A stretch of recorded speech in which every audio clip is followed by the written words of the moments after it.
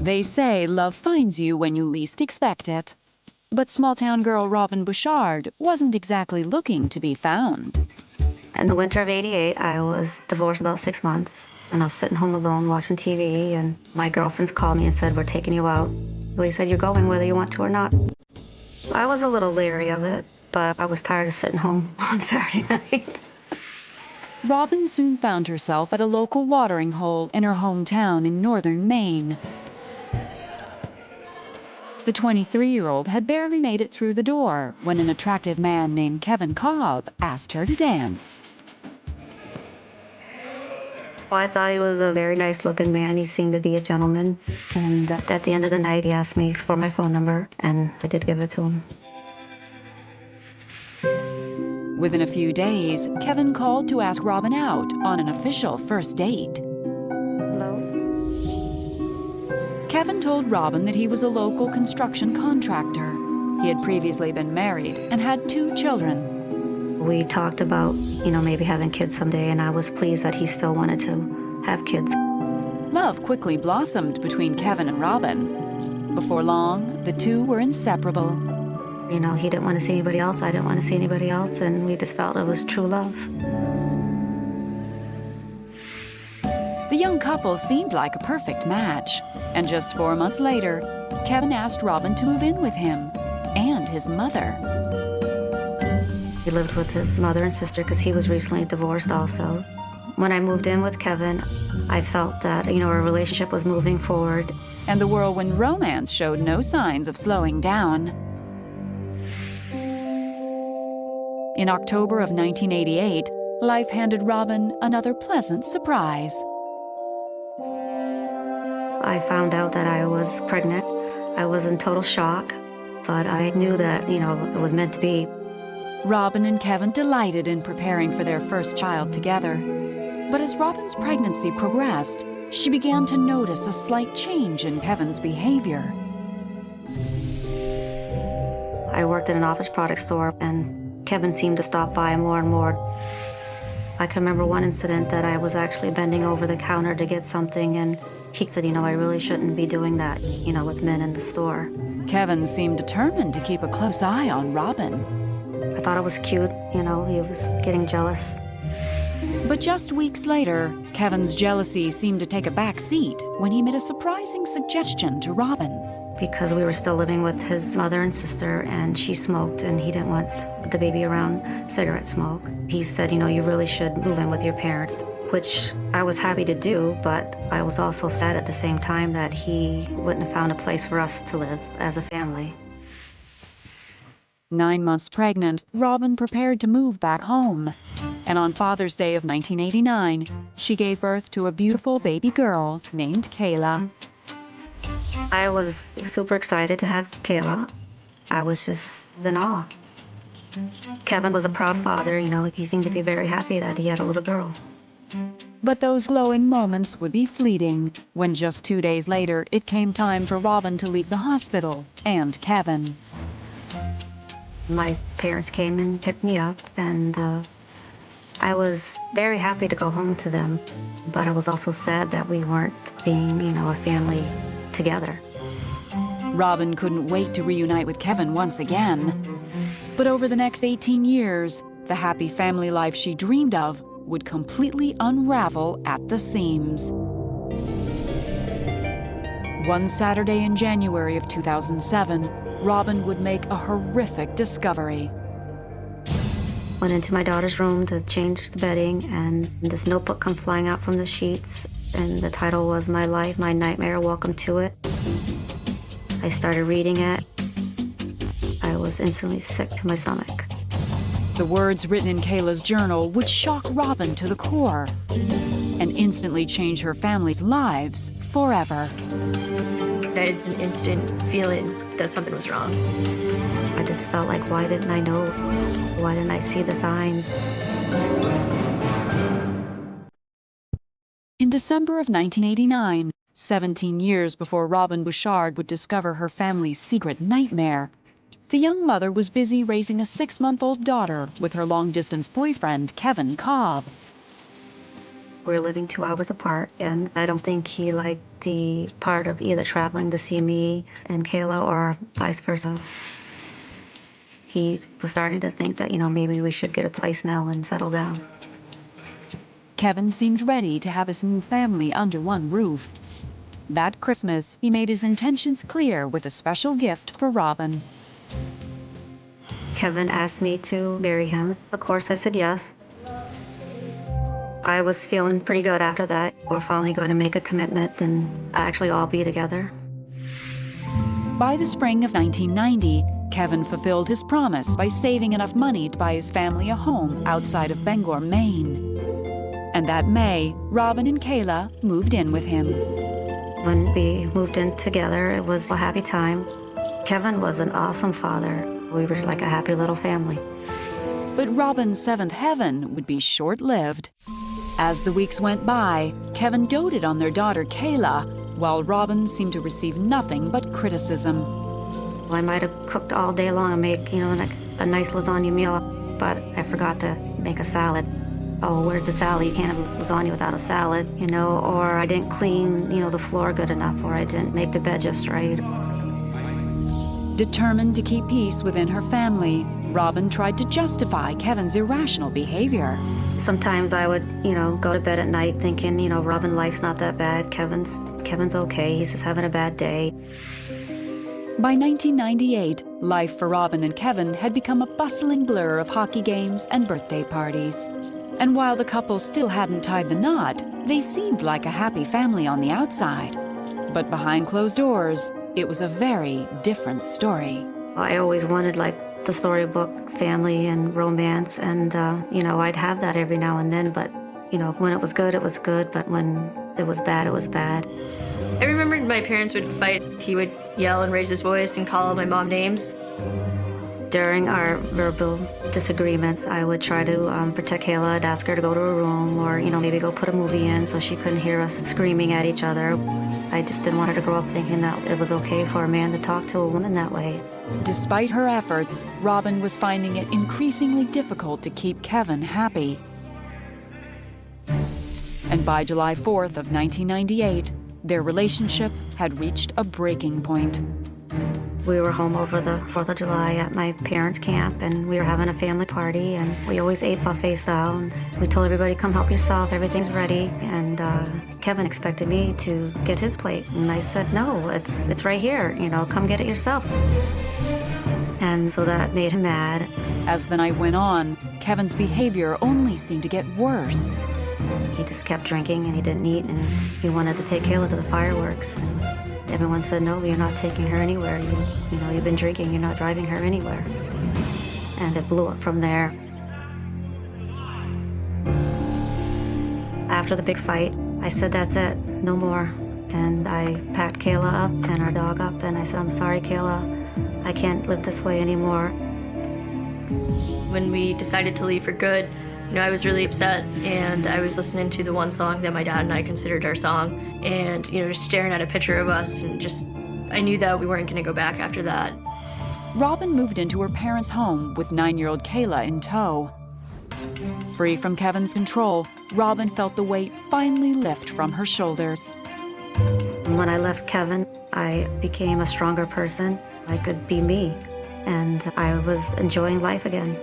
The future shined bright for Robin Bouchard, but she had no clue that someone else's horrors were just beginning. It was never his fault. It was my fault. I took her away from him. I was thinking, how could she be with this guy? I needed to keep this secret, and I kept it from everyone. By the fall of 1998, Robin Bouchard and her ex-boyfriend Kevin Cobb were sharing custody of their 9-year-old daughter, Kayla. Splitting up the family continued to weigh heavily on Robin. Even though I didn't believe Kevin was a good man, I did believe he was a good father, and, Kayla loved him and did want to spend time with him, so I wasn't going to take that away from them.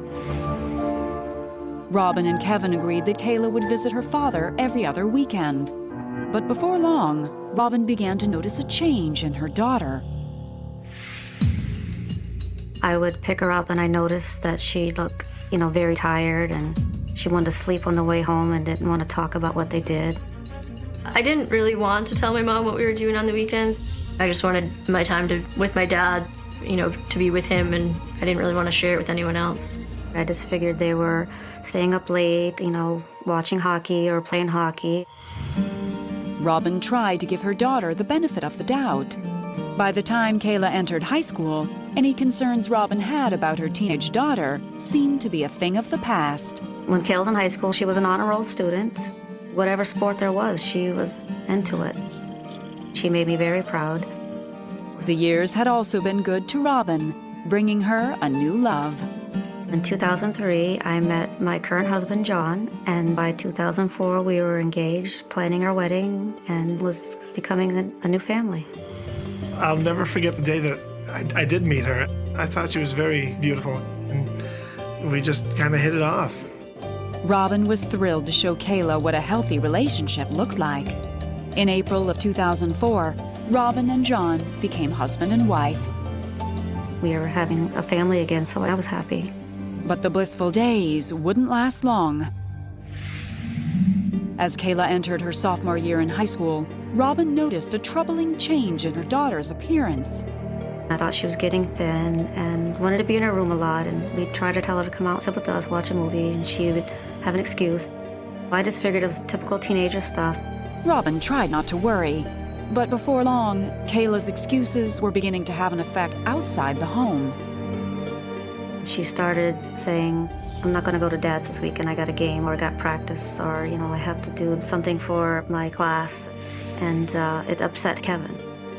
Kayla missing time with her father, we just thought that it was her busy schedule, and she had so much stuff going on, but we just thought it was natural. But nothing was natural about what Robin Bouchard would discover just 2 years later by pure coincidence. One Saturday afternoon in January of 2007, Robin heard a strange sound coming from Kayla's room. I noticed there was scratching at her bedroom door. So I said, oh darn, the dog must have got stuck in there. I opened up the door and I noticed that he wet on her bed.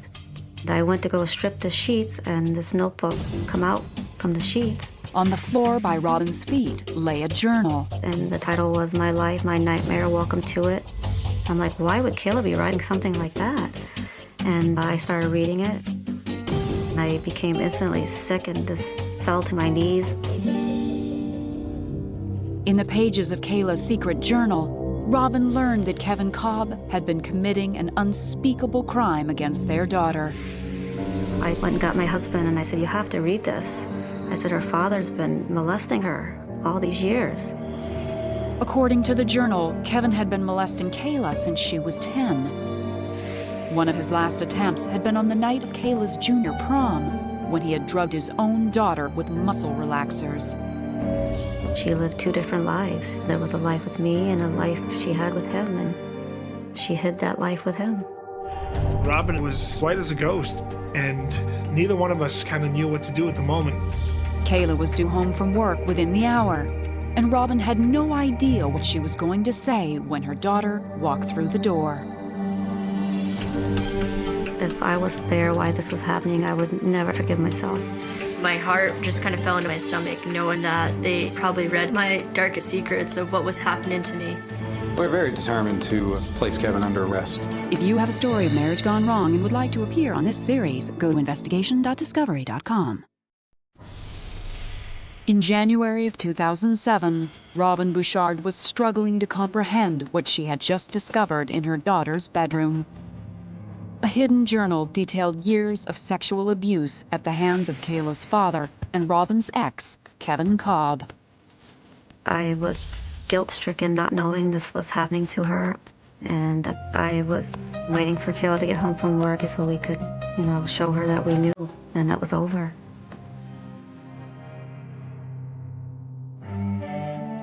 When I walked through the door, it was an instant feeling that something was wrong. Then my mom, she held up my notebook that she found. My heart just kind of fell into my stomach, knowing that they probably read everything that was in my journal, my darkest secrets of what was happening to me. Robin told Kayla that she had read the journal, and believed every word of it.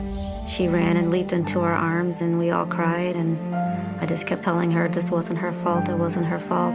It's done, it's over, it's not gonna happen again. Once we kind of came to, after we cried and holding each other for a little bit, we decided that, we were gonna make it stop. The following day, with Kayla's permission, Robin called the Maine State Police to report Kevin's crime. Sexual abuse cases are very difficult because many times they're he said, she said type of complaint. There isn't always physical evidence to go gather. And Kayla and Robin both seemed a little uncertain, a little scared, but they were ready to talk. Robin explained that Kevin's abuse had been going on for the past 7 years. The abuse started from Kevin when Kayla was the age of 10. He was giving her the wine coolers and the muscle relaxers to make her more willing to do what she had to do for him. If he did drug me, I didn't have a chance to be afraid when he was actually abusing me. And, when he didn't drug me, that's when I would try to fight for myself and protect myself. Robin told police that Kevin was in Florida for work. He wasn't due back until that coming May. I knew there was no immediate danger of him being near her, and so it gave us plenty of time for the investigation to go through. Detective Crane told us that we were gonna try to make recorded phone calls to my dad, and as much information I could get out of him as possible, a possible confession, anything that we could use in court would be, our best chance of having him prosecuted. For the next 4 months, Kayla made recorded phone calls to Kevin in hopes that they would get some type of confession. It was definitely overwhelming when I had to call my dad. It was just, I didn't necessarily know the words to say to him. That was kind of the hardest thing to, address it when, I had a detective sitting next to me. It was torture just to listen to him talk to her. But I knew this was our only option, and I wanted him caught. Around the 6th phone call in April of 2007, police finally got what they needed. Gathering all of her courage, Kayla asked her father why he would want to abuse her. And he's like, oh, you don't have to worry about that again. I won't do that again. I just want to be your dad again. And the detective was giving her thumbs up that we had something on tape. We were very determined to place Kevin under arrest for this offense. We felt we had the proof and the evidence we needed to prove it all the way through court. On May 10, 2007, when Kevin Cobb returned home to Bangor, Maine, police were waiting for him. He was promptly arrested and charged with gross sexual assault. For Robin and Kayla, once he was arrested, there was some relief, but we had some work to do as the case was not over. It still had to move through the court system. In June of 2008, after 3 days of intense testimony, Robin's family was more than ready for a verdict. Kayla and I grabbed hands, and we were squeezing tighter and tighter as the guilty, guilty, guilty, guilty, guilty was coming out. We just knew the nightmare was over, and she didn't ever have to face him again. On June 13th, Kevin Cobb was convicted of 10 counts of gross sexual assault and 6 counts of unlawful sexual contact. He was sentenced to 16 years in prison. We both teared up and hugged, and it was just like, you did it, You put him away because of what he's done to you, and you can't do it to anybody else, and you probably saved another victim. Today, Robin and Kayla have found ways to become survivors together. I think about it every day, but, I'm doing better. Kayla's an amazing young lady, and she has moved forward and started her own organization called Breathe the Air, which stands for Abuse, Incest, and Rape. She helps me with my organization, and she's always there to support me. She would do anything for me, and I think by helping me, it helps her as well. Like Kayla, Robin continues to find peace and strength by sharing her story with others. We have bonded through trying to help others now and hoping that no other mother and daughter have to go through what we went through.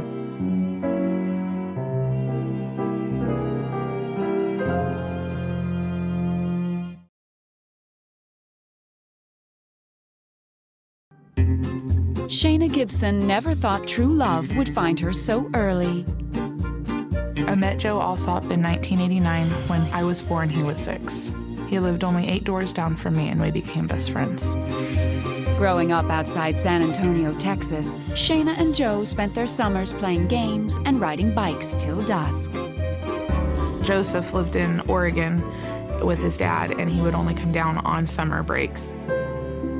But all good things must come to an end. And in June of 1997, 12-year-old Shayna received disappointing news. I had gone down to his mom's house and knocked on the door, and she answered, and she's like, "No, sweetie, they didn't come down this summer." She never really gave me any specific reason why he wasn't coming.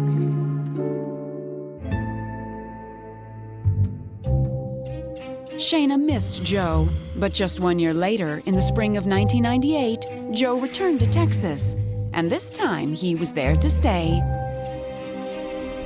But by Shayna's freshman year in high school, the once solid friendship had drifted apart. Joe started changing as far as falling in with the wrong crowds and just hanging out with the wrong people. So in December of 2002, after Joe's high school graduation, Shayna was pleasantly surprised to learn Joe was joining the Army. It seemed like the structure of the military was really what he needed in his life in order to keep him functioning right. Just as Joe departed for basic training, the childhood friendship rekindled. Meanwhile, Shayna took on the role of a lifetime when she delivered a baby boy named Zach from a previous relationship. But Joe was always there. Even if he wasn't there physically, he was always calling or writing letters, letting me know, "Hey, if you need anything, I'm here for you." A short time later, when Joe was deployed to Iraq, Shayna and Joe became frequent pen pals. Before long, something suddenly clicked, and the two realized their friendship had become much more. We just decided that when he came home for his leave in November that we were going to spend time together, and come to find out, right before he'd left to go back, I was pregnant. Joe and Shayna seemed to love each other, absolutely happy days. Following Joe's stint in Iraq, the happy couple threw caution to the wind. And on April Fool's Day of 2004, a 4-month pregnant Shayna married her best friend, Joe. We went to the courthouse, got our marriage license, went over to the Justice of the Peace, and 30 minutes later, we were married. As the early days of married life rolled along, the newlyweds happily anticipated the birth of their first daughter. We were very confident that it didn't matter what life brought us, that we were going to make it through it. But life was hiding some dangerous secrets. And just 6 years later, a devastating series of events would threaten the very core of Shayna's fairy tale. By June of 2010, Shayna had a sneaking suspicion something was bothering her 7-year-old son, Zach. Joe and I were fighting a lot, and I was scared that it would affect the kids. So when Zach came home from school and went straight to his room, Shayna knew it was time for an intervention. So then I just asked him, what was bothering him. And that's when he started telling me. And I knew without a shadow of a doubt, I had to believe my child. So I just picked up the phone and I called the cops. But what Shayna learned was only the first layer of deceit. Something so horrific that nothing would ever be the same again. I felt like something wasn't right, but I never would have guessed what was actually happening. I felt like I was dying all over again. In July of 2004, 6 years before Shayna Gibson would discover the unthinkable, she and her husband Joe Alsop were on top of the world. We were happy. We decided that since we were having a girl, that it should be Daddy's little girl. So we gave her Joe's initials, Jade Elise Alsop. And on August 6th, Shayna gave birth to a beautiful baby, Jade. But soon after Jade's arrival, Shayna's happiness turned to disappointment when Joe showed little interest in being a father. He would either zone out and play video games, or he'd go to a friend's house and pretty much be gone all evening long. Shayna hoped her husband was just going through a phase.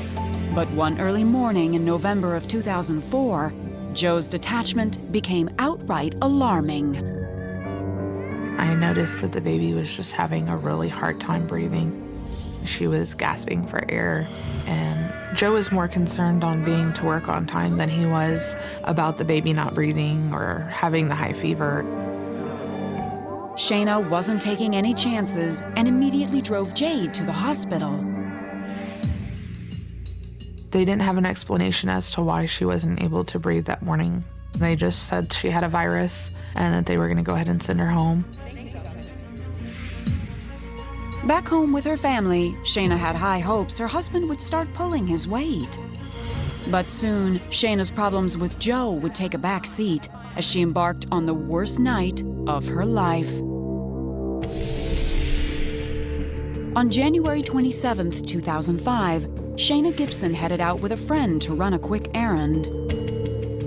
I peeked in the room, checked on Jade. She looked to be sleeping just fine, and so I grabbed my friend Heather, got downstairs, got the car started. But before they left the driveway, Shayna looked over to see Joe running down the stairs with baby Jade. In a state of disbelief, Shayna jumped out of the car and ran straight toward Joe. By the time I got to the end of our staircase, Joe was down in the front yard with my daughter and was performing CPR on her because she wasn't breathing. Neighbors flocked toward the chaotic scene as several people called 911. EMS arrived and they were able to recover a heartbeat. So my neighbor, she says, "You're in no condition to drive, let me take you to the hospital." When we got to the emergency room, I ran inside and I told them who I was. I didn't even get to the room where my daughter was before the doctor stopped me and said, "We tried to save her." But it was already too late. And I just remember falling to my knees and screaming, "God, why me?" Joe sat right there in that trauma room with me and just cried and held her. The night that Jade passed, she was 5 months and 22 days old. Despite her immense grief, Shayna needed answers. And in February of 2005, almost 1 month after Jade's death, her autopsy report came back from the lab. The results were inconclusive, but Shayna was troubled by one of the findings. She had the petechiae around the neck and the capillaries. Petechiae is usually seen in strangulation, lack of air movement.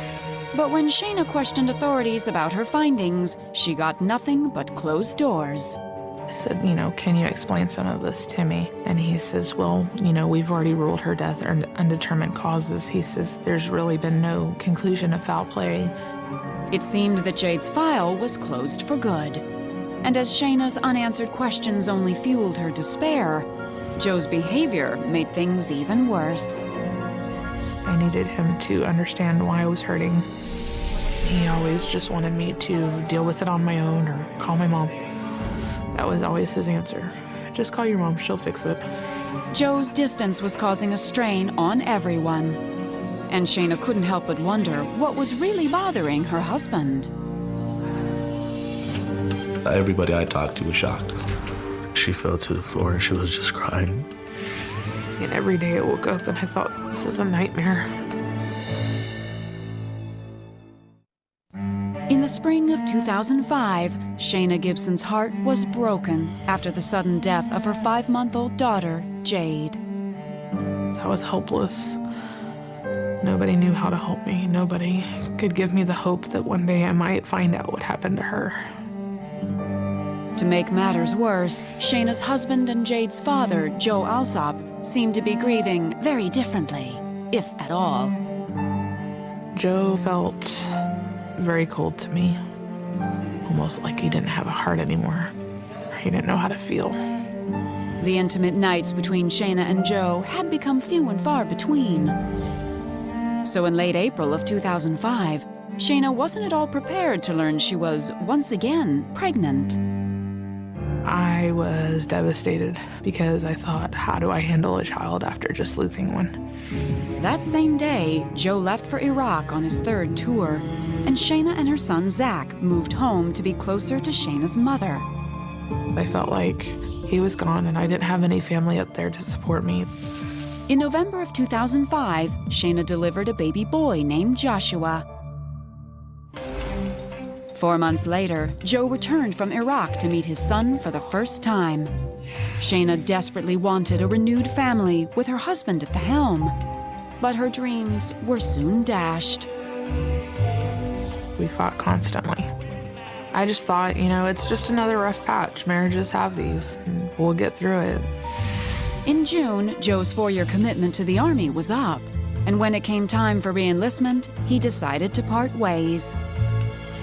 But as the months went by with no sign of Joe looking for work, Shayna could feel her marriage slipping away. And in the summer of 2006, she would finally understand why. Zach was 3 years old, and he just told me, he says, "Mommy, while you're at work, this blonde lady comes to see Daddy." When she comes over, I get told to go play in my room, and her and Daddy go in y'all's room and shut the door. Shayna immediately confronted Joe, who insisted that it was all make-believe. Joe just stated, he's a child. He's gonna make up stories. Shayna decided that Joe deserved one last shot. And in early 2007, Joe came through for his family when he landed a new job. I felt very relieved because I thought he's gonna start being the husband that he was when I married him. He's gonna start being the best friend that I had growing up. But just weeks into the job, Shayna received a surprising phone call. I got a call from his boss one night saying that Joe would not come in or clocked in yet. And I told his boss, I said, well, he left here at 9:30 to come to work, so I don't know why he's not there yet. Since Joe had the family car, Shayna called her friend Amy for help. So we started driving by friends' houses that I thought he might be at instead of going to work, until I ran across one friend's house that we used to go to school with. And there was my car in her driveway. I was done. I said, that's it. I was kind of hoping that he would be better than that, but unfortunately he wasn't. On January 27, 2007, exactly 2 years after Jade's death, Shayna kicked Joe out for good. Over the next 2 years, Joe re-enlisted in the military and was deployed once again to Iraq. As Shayna continued with the separation, she met and started dating a caring man named Joshua. But in June of 2010, Shayna's fairy tale would take another unthinkable turn. One afternoon, when her 7-year-old son Zach came home from school visibly upset, Shayna decided to confront him. He just told me that someone had touched him, and he just started crying, and he was just like, "Mommy, when you were working, Daddy Joe would do this to me." I was shocked. I didn't know how to feel. If Joe had molested Zach, Shayna wondered if her other children had been victims of the same heinous crime. And if Joe was capable of assaulting his own stepson, what else could he possibly have gotten away with? Jade immediately came to mind. I said, I want my daughter's death investigation reopened. Shayna felt the blood drain from her face as she picked up the phone and dialed 911.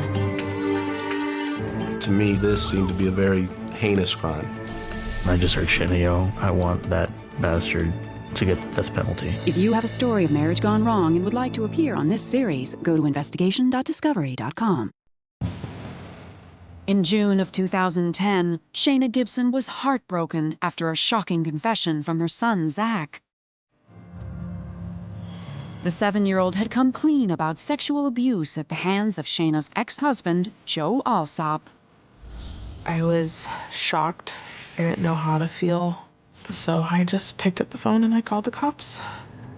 The police department responded immediately and asked Shayna to bring Zach in for questioning. Zach was still very adamant, Daddy Joe has done this to me.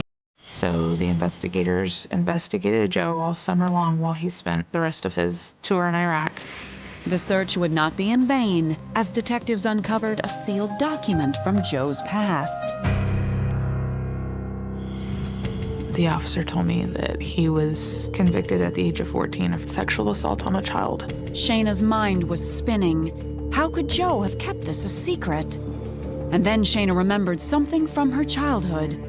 The one summer Joe hadn't come to stay in Texas was the summer he had turned 14. He was supposed to have been a registered sex offender in the state of Texas and his home state, which he never was. There are some juveniles who are able to steal their records, and sometimes that information isn't known. I was devastated. I thought, this is not the person I knew. This is not the person I married. Joe's childhood secret was now police evidence. And with Joe due back from Iraq in one short month, officers decided it was best to wait and interview him in person. When Joe came home in July of 2010, they picked him up, and Joe went without a fight. It wasn't long before Joe broke. On August 16th, Shayna received a life-changing phone call. The investigator called me at like 7:30 or 8 o'clock in the morning, and he tells me Joe has written a 12-page confession on everything he has ever done to both of your boys, your daughter, and several children outside of the family. Horror set in as Shayna's mind flashed back to events from the past. Joe had confessed to sexually abusing Jade, but Shayna wondered if there could be more to his story. I think if he can do this to my children, to his own children, who's to say he couldn't kill my daughter? Just 2 days later, on August 18th, 2010, police confirmed Shayna's worst fears. He finally gave in and wrote down another confession of what he did to Jade. Mr. Alsop confessed to touching his daughter, and it started a process in which his daughter started to choke. She subsequently had her airway closed, and she basically died from not being able to breathe. After that, Mr. Alsop then put on an act of picking his daughter up, calling Shayna, saying that she needed to call 911, something was wrong, and at that particular time, 911 was called. When officers asked Shayna what punishment prosecutors should seek against Joe, she didn't think twice. I'm not an evil person, but if I could choose the right penalty for him, it would have to be death row. As the weeks dragged by, the prosecution's capital murder charge against Joe Alsop seemed riskier by the day. Given the complexity of the matter and what has to be proven in the capital murder case, we came to the conclusion that if he was willing to plea and be locked in prison without the possibility of parole for the rest of his life, that would be sufficient punishment for him. And also, that would be a way that Shayna wouldn't have to relive everything through trial. In September 2011, the prosecution agreed to drop the capital murder charge if Joe would plead guilty to 2 counts of aggravated sexual assault on a child. I went to the sentencing date, and Joe was cold. His eyes were black. He was heartless. He had absolutely no emotion. On February 28, 2012, Joe Alsop took the plea deal and was sentenced to 2 consecutive life sentences.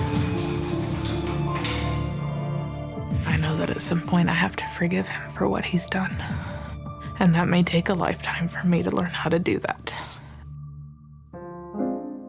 Today, Shayna Gibson is moving forward with her health, happiness, and peace.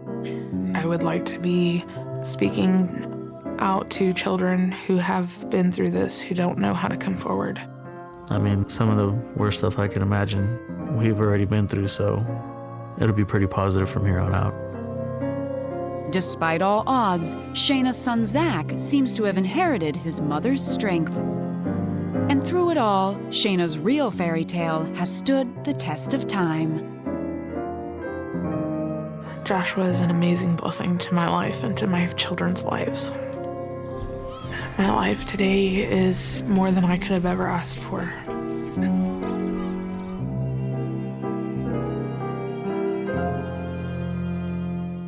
The call came in just after dawn, when the fog was still clinging to the fields like a thin, nervous breath, when the town of Ohio had not yet fully woken up, when radios were low and coffee cups were half full, and no one yet knew they were about to step into a story that would refuse to die for more than 2 decades, a cold case that would burrow itself into the bones of a community and never fully let go. A woman was missing. Not a runaway, not a drifter, not someone who vanished quietly into another life, but a name everyone recognized, a face people had seen at the grocery store, at the gas station, at school pickup lines, a presence that belonged here, suddenly erased, abruptly cut out of the ordinary rhythm of a Monday morning in 2001, leaving behind nothing but silence and a growing sense that something was deeply, disturbingly wrong. By the time the first patrol car pulled up to the house, the air already felt different, heavier somehow, as if the neighborhood itself sensed what the officers were about to discover, as if the walls, the driveway, the front door were holding their breath, waiting to exhale a truth no one was ready to hear. Inside, everything looked normal at first glance. Too normal. Shoes by the door. A purse on the counter.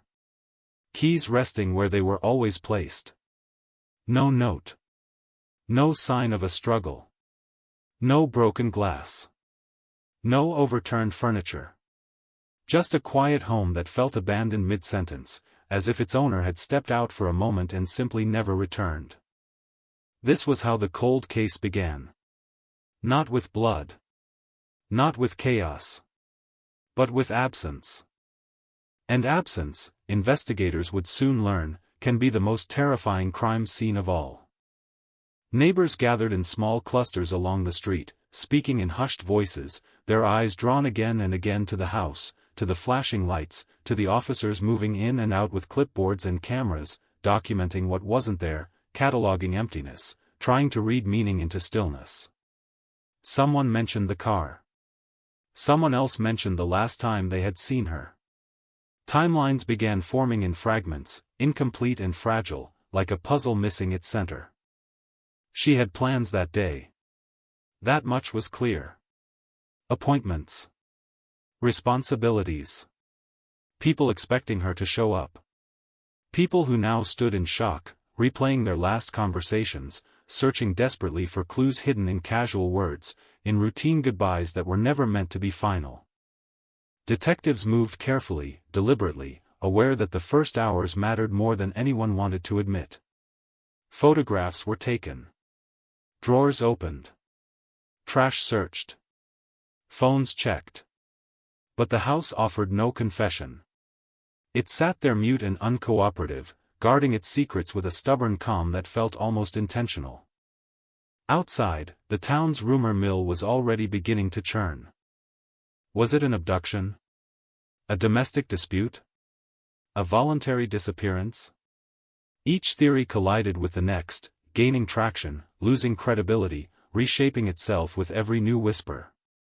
In small towns, speculation spreads faster than facts, and by midday, the word "missing" had evolved into something darker, something unspoken but clearly understood. Cold case. No one said it out loud yet, but the shape of it was already forming. Investigators canvassed the area, knocking on doors, asking the same questions over and over, watching faces for flickers of recognition, hesitation, fear. Some neighbors were helpful. Some were nervous. Some were overly eager. Others shut down completely, retreating behind polite smiles and closed doors. Every reaction became a potential clue. Every inconsistency was noted. The last confirmed sighting placed her not far from home. The time window was narrow, frustratingly so, a sliver of opportunity during which something irreversible had occurred. Someone had seen her car earlier. Someone else thought they heard an argument. Another witness wasn't sure anymore, their memory already blurring under pressure, under the weight of police attention. And then there were the things that didn't add up. Her phone was silent. No outgoing calls. No messages.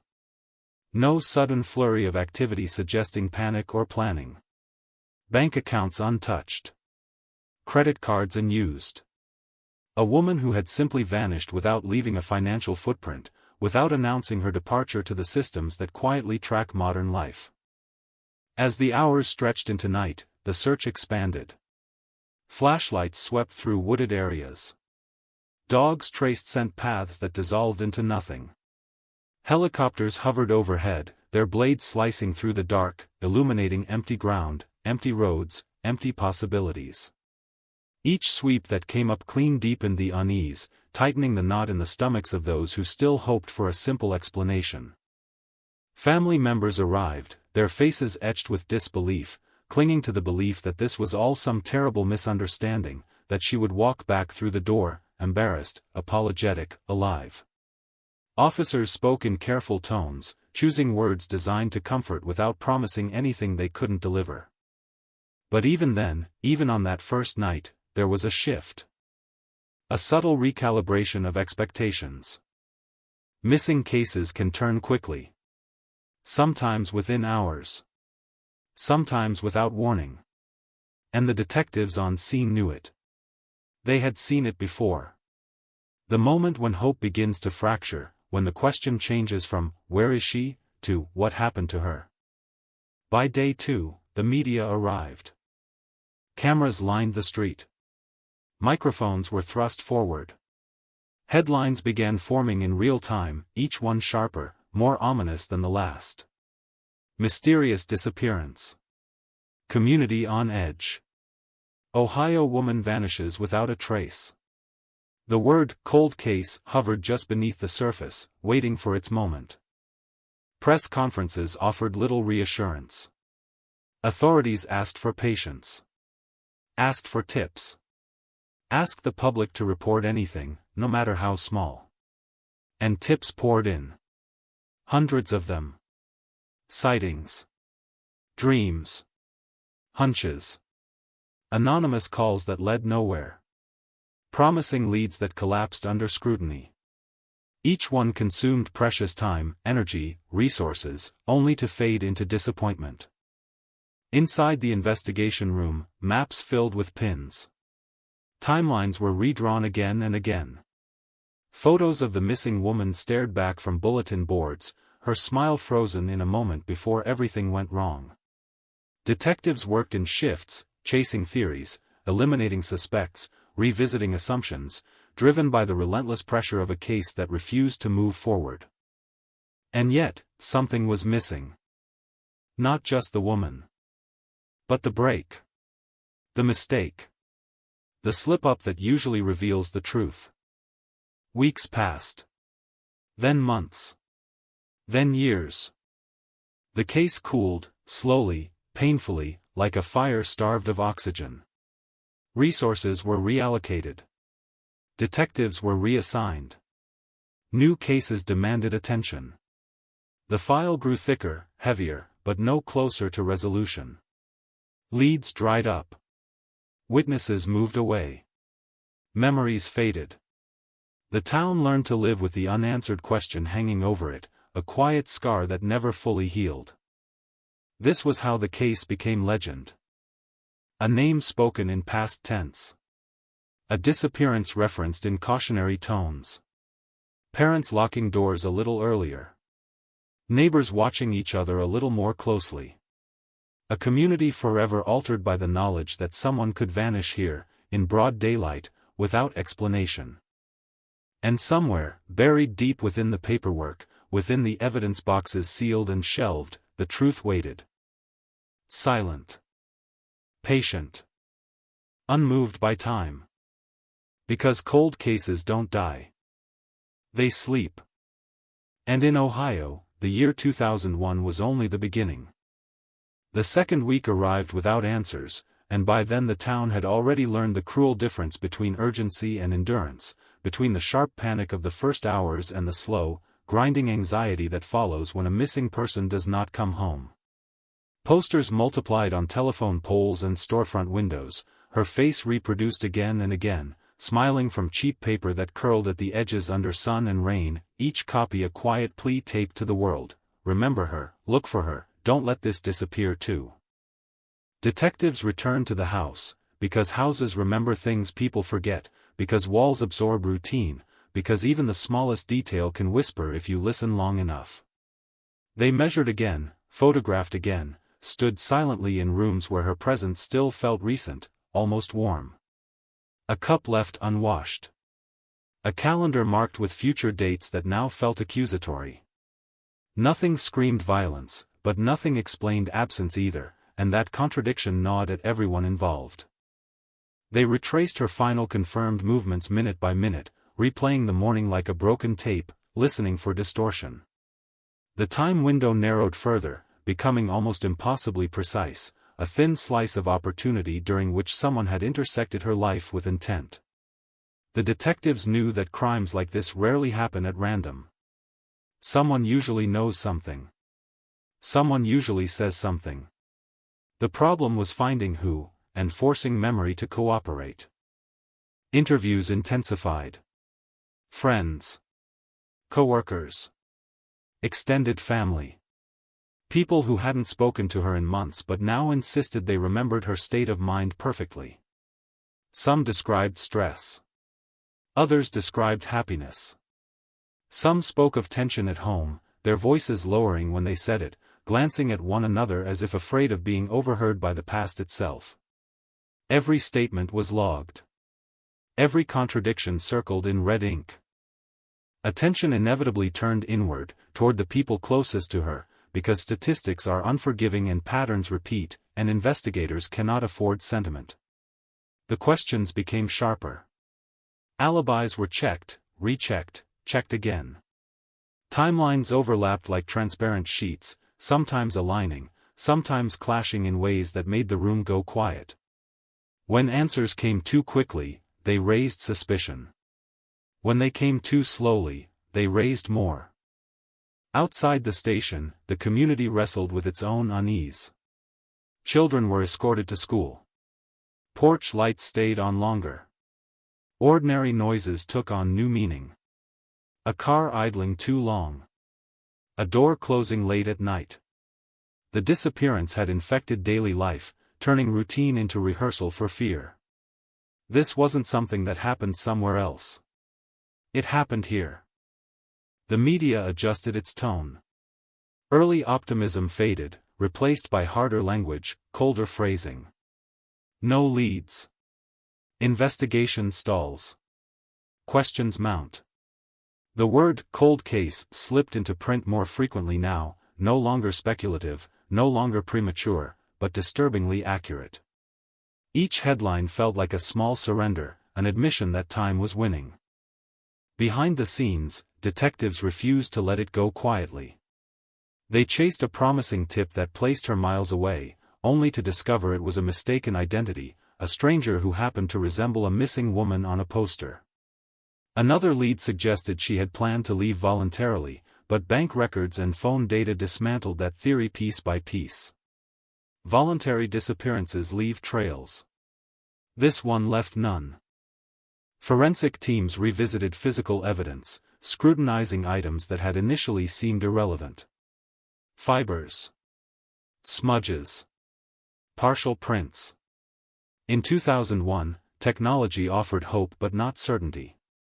DNA analysis existed, but it was slower, less comprehensive, less forgiving than what future investigators would come to rely on.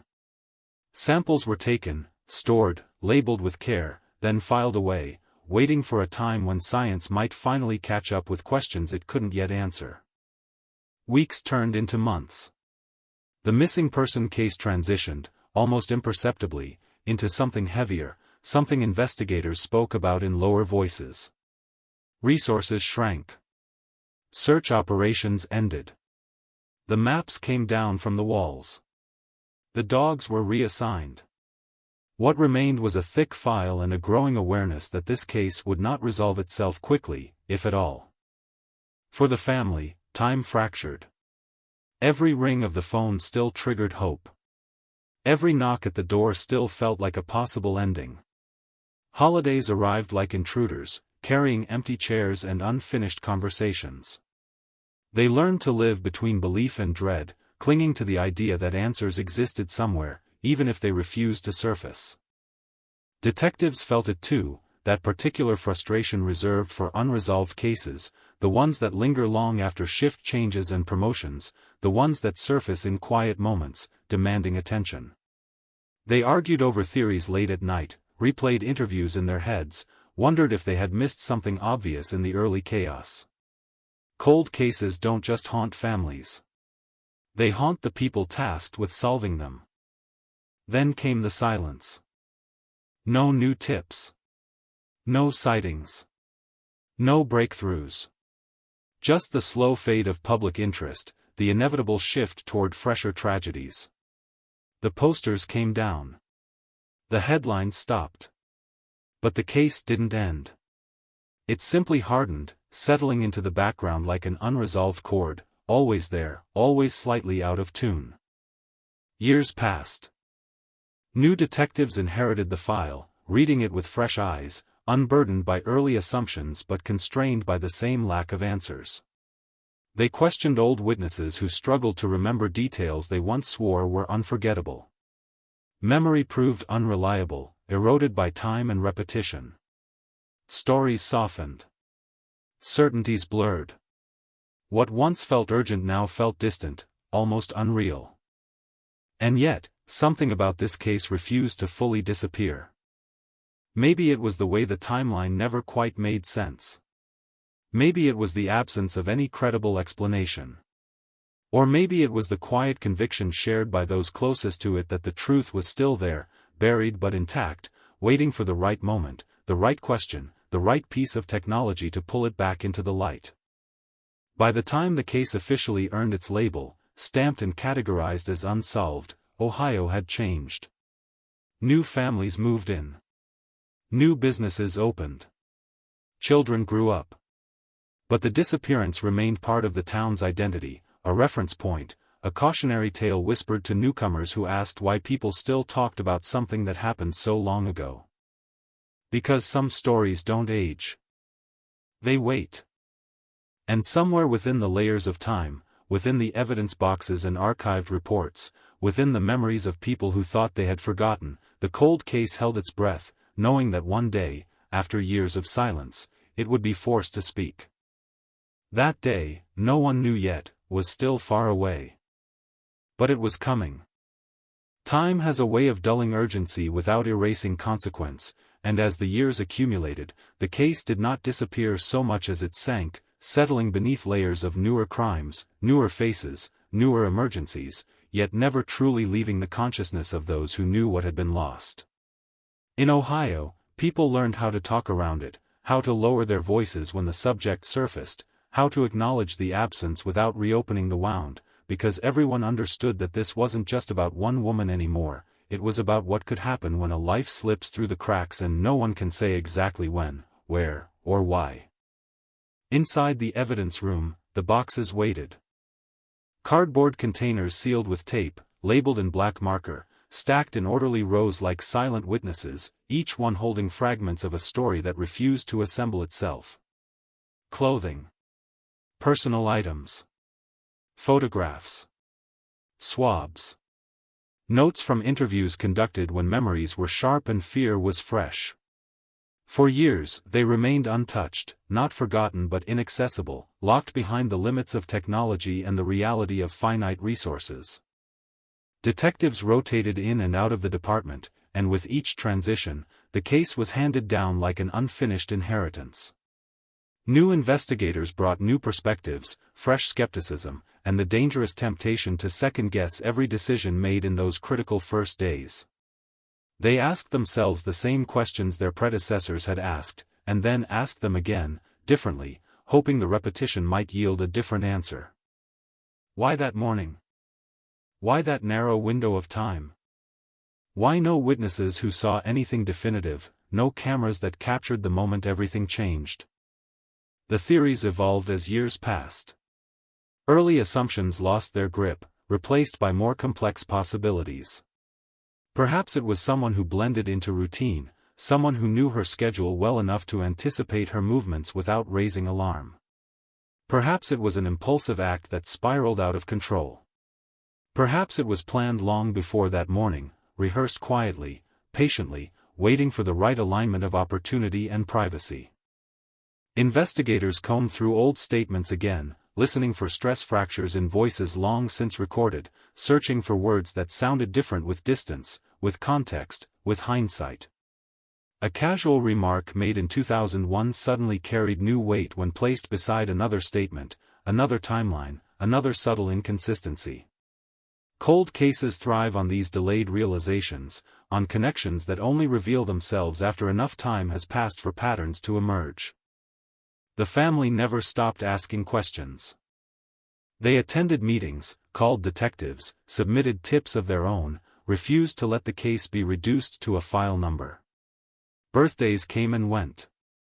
Anniversaries passed with quiet rituals and private grief.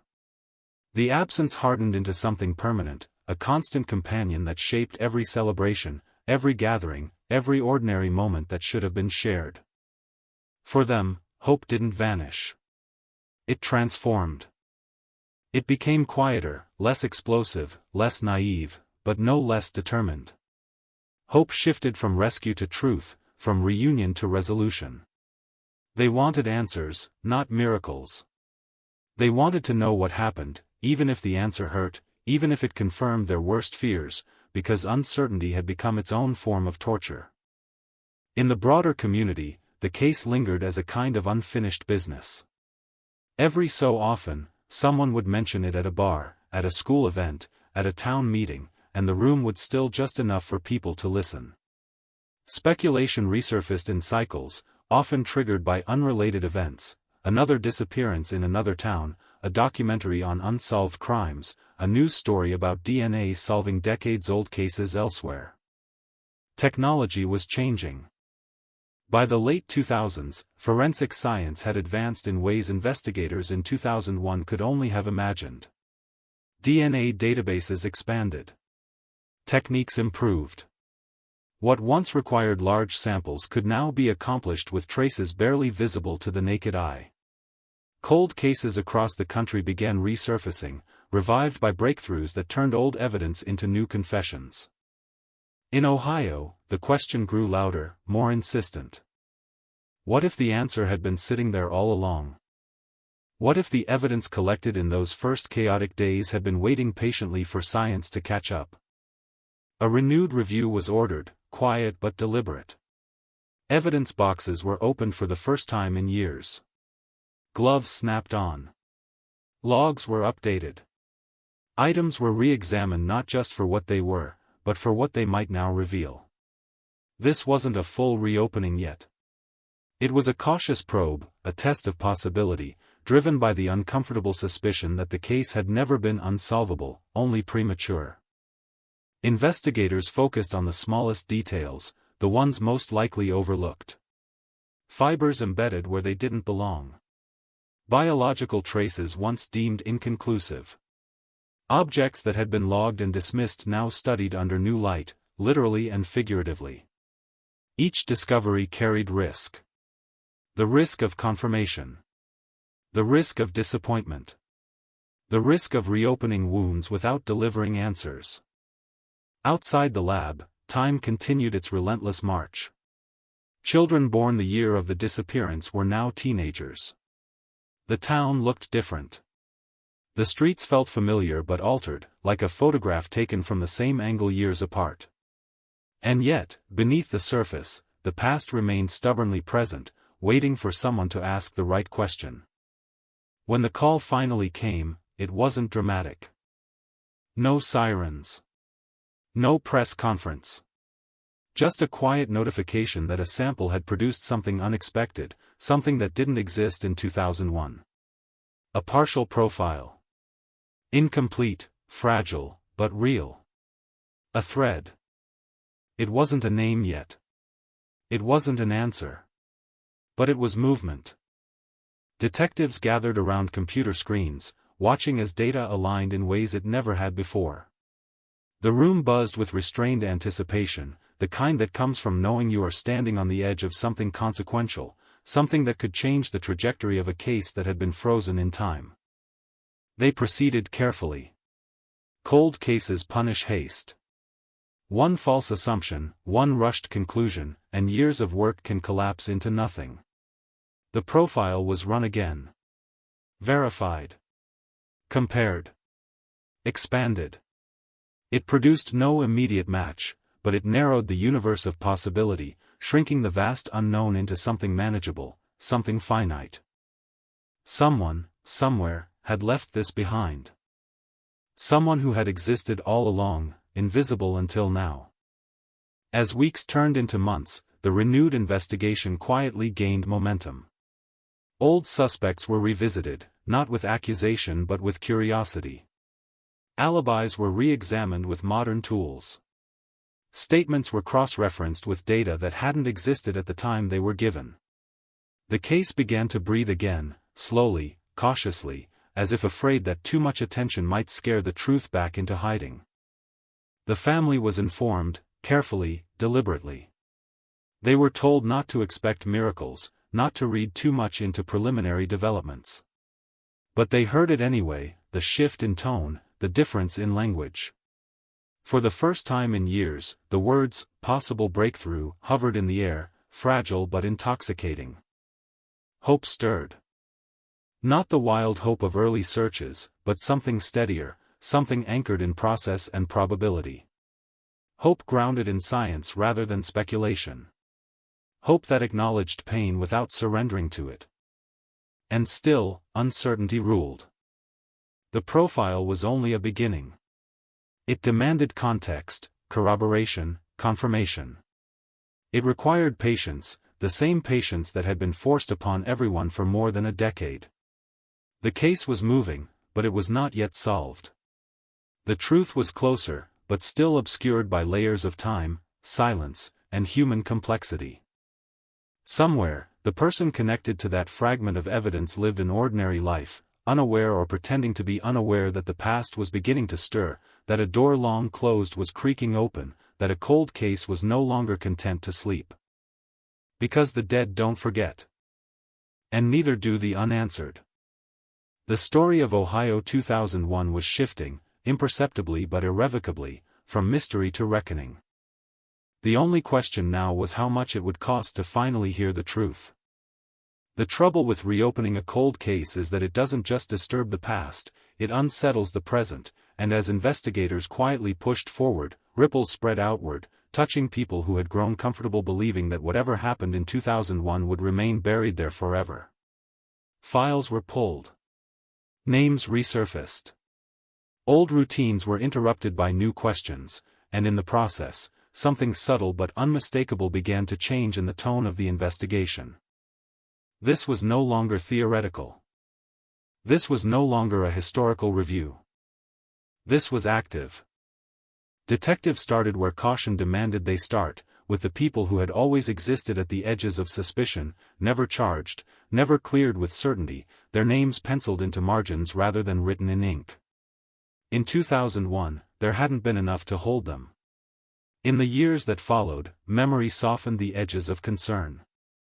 Now, with fresh data and modern tools, those edges sharpened again. Interviews resumed, framed as updates, not accusations. Conversations were polite, professional, almost casual. Investigators knew better than to lead with pressure. Cold cases crack when people talk too much, not when they feel cornered. They asked about routines. About relationships. About small details no one thought mattered at the time. They watched body language. Not for guilt, but for discomfort.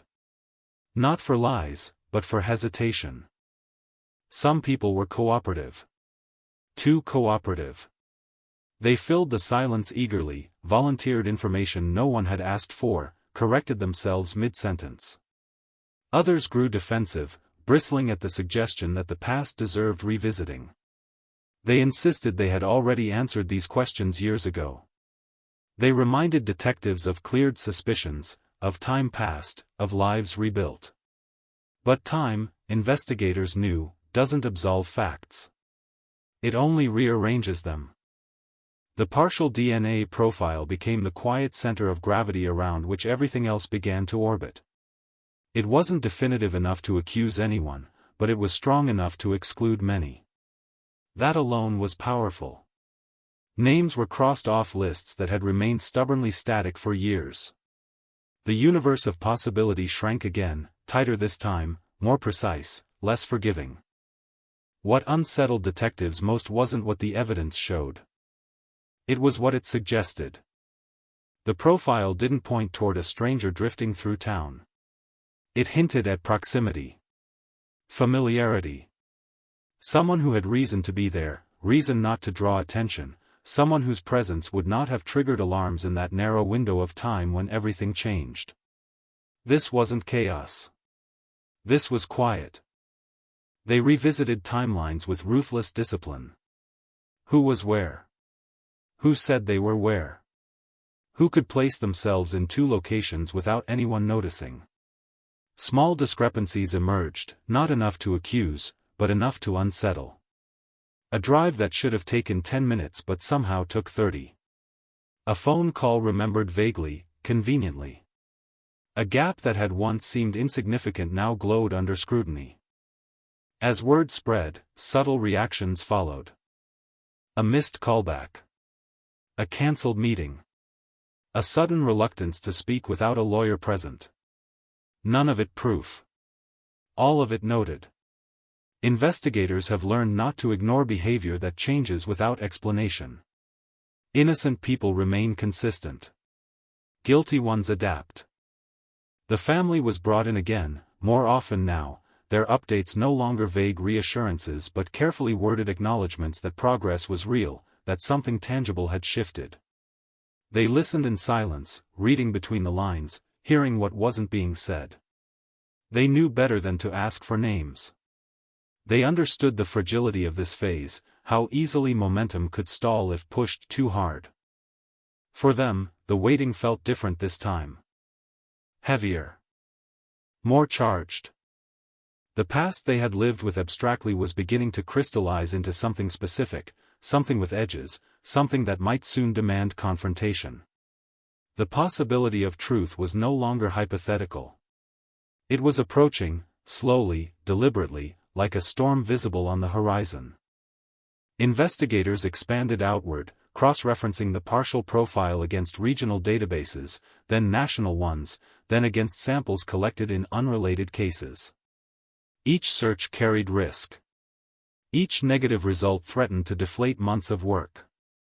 But then came another development, quieter still, almost procedural in tone, yet seismic in implication. A familial connection. Not a match. A relation. Someone in the system shared enough markers to suggest shared blood, shared lineage, shared history. It wasn't enough to build a case, but it was enough to point a direction, to suggest that the answer might not live in the file itself, but adjacent to it, hidden within a family tree no one had ever fully examined. Genealogy specialists were consulted. Charts were drawn. Names branched outward like veins, connecting the past to the present in ways that felt uncomfortably intimate. This wasn't just police work anymore. This was excavation. This was reaching backward through generations, pulling secrets forward whether they were ready to be revealed or not. As investigators followed the branches, patterns emerged. Geographic proximity. Age alignment. Opportunity. And with those patterns came tension. Because somewhere along those lines was a person whose life intersected the victims in a way that could no longer be explained as coincidence. Someone whose proximity in 2001 now felt too precise, too convenient, too perfectly timed to ignore. Someone who had never drawn scrutiny because no one had known where to look. Until now. Surveillance was subtle. Legal. Patient. No flashing lights. No confrontations. Just observation. Routine documented. Movements noted. Conversations overheard not for content but for tone. People behave differently when they sense attention, even if they don't consciously know why.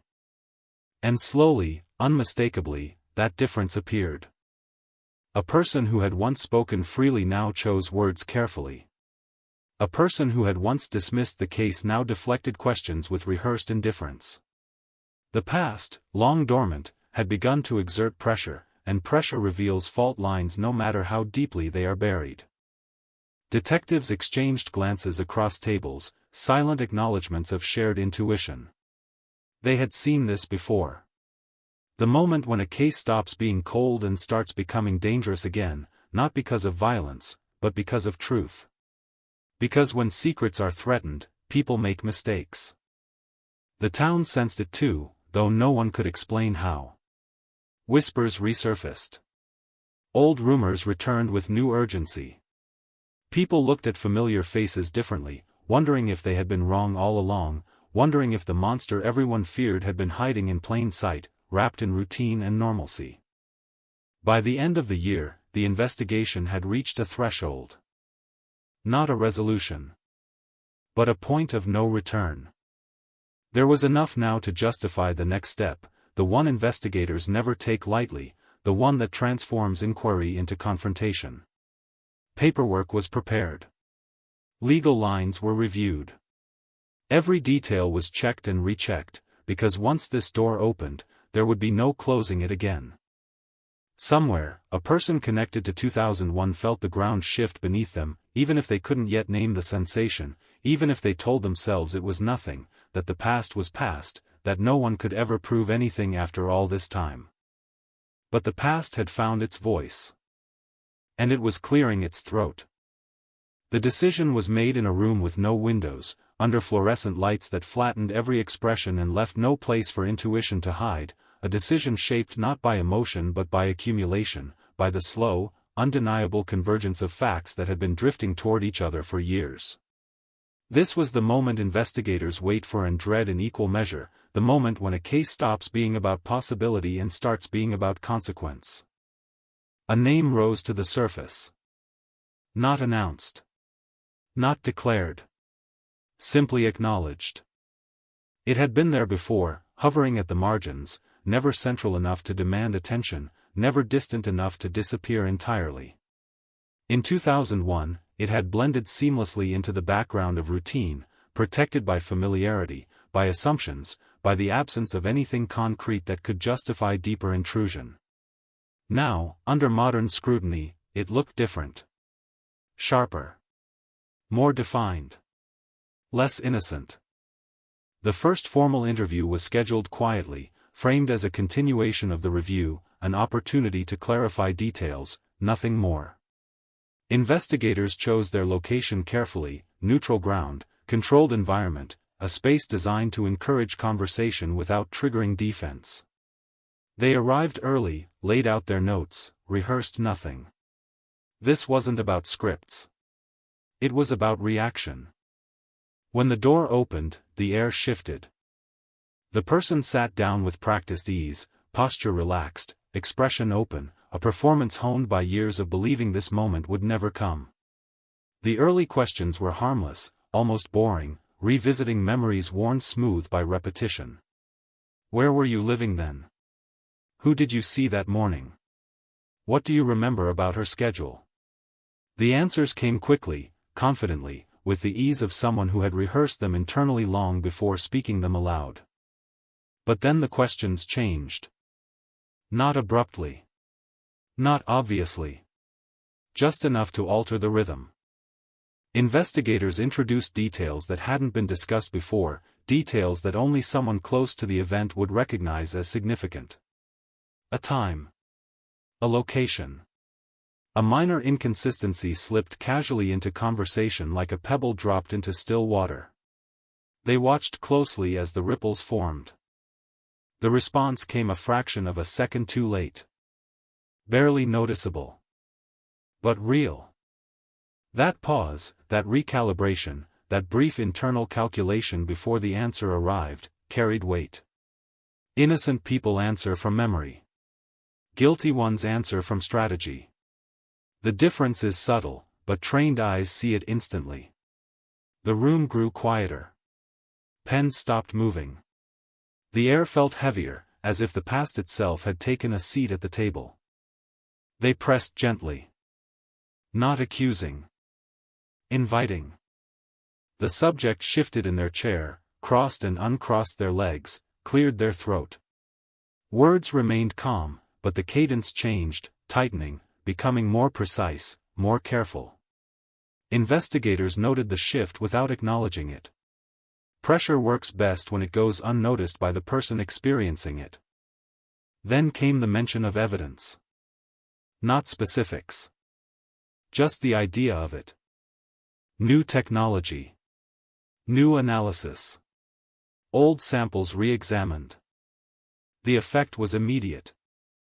Eyes narrowed slightly. Shoulders stiffened.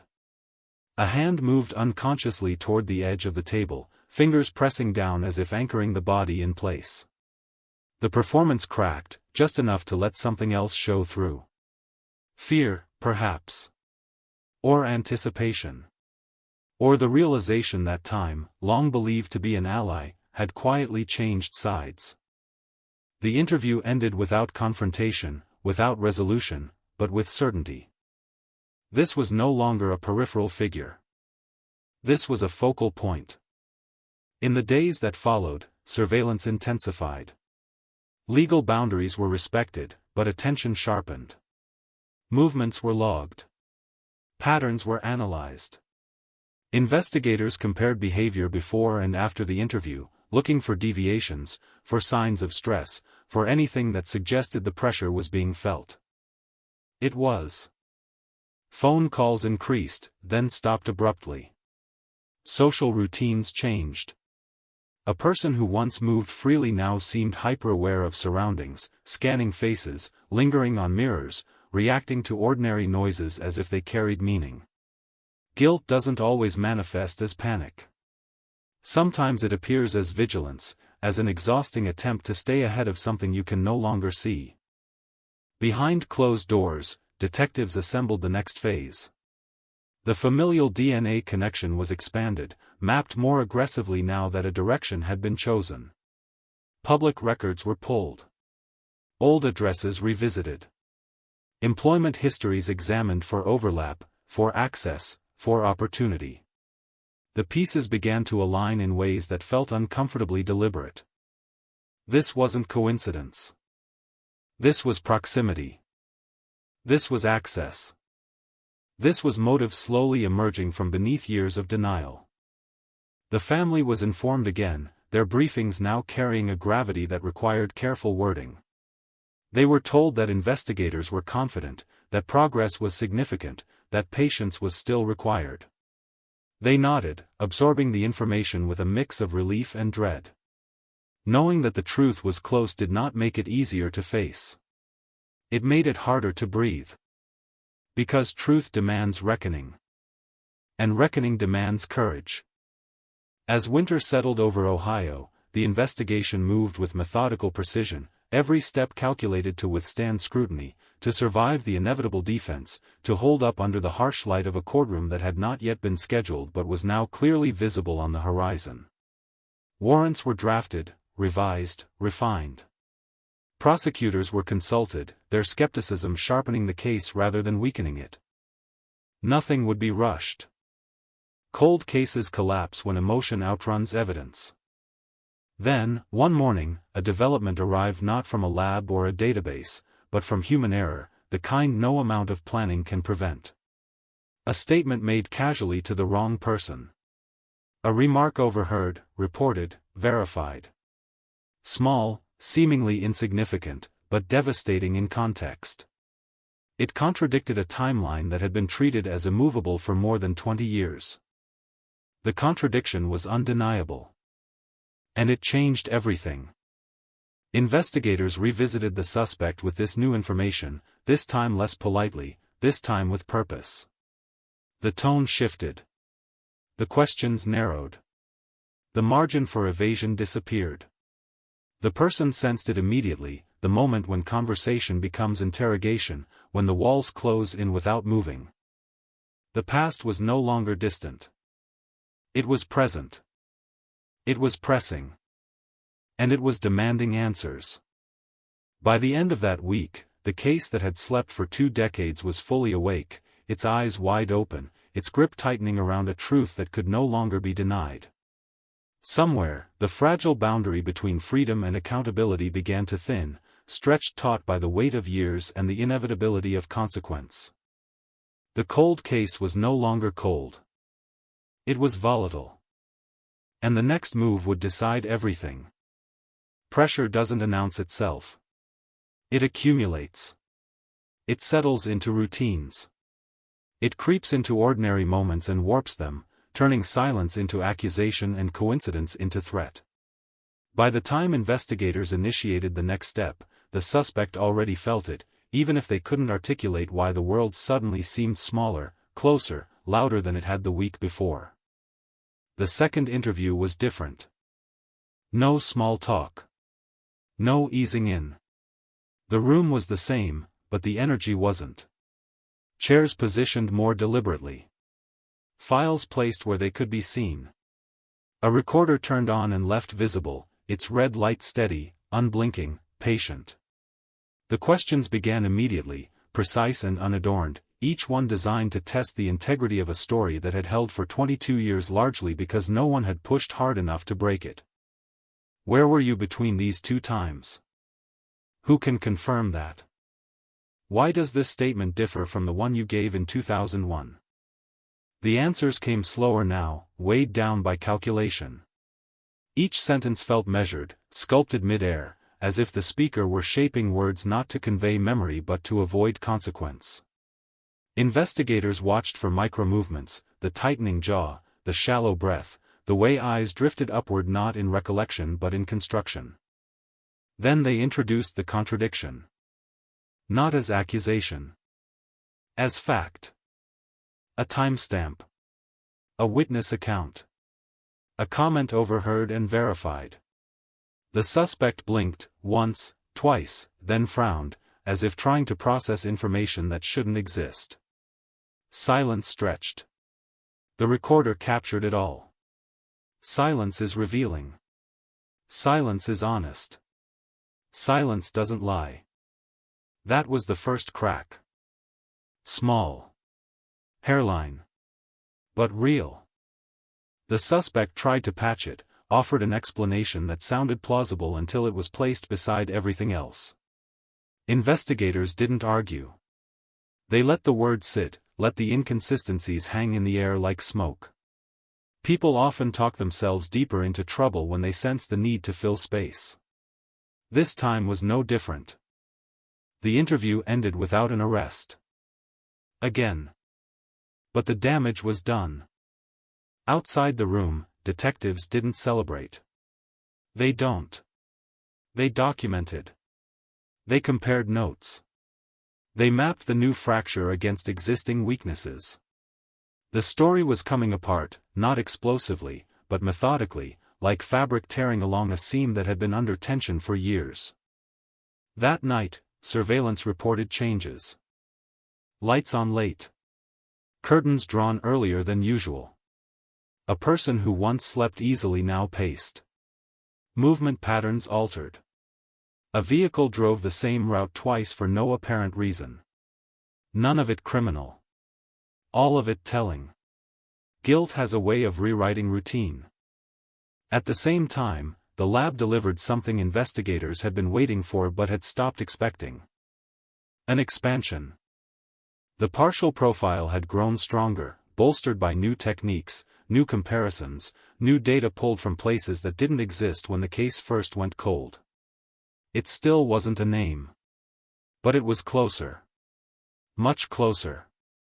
Enough to tighten legal language. Enough to justify the next move. A warrant. Carefully worded.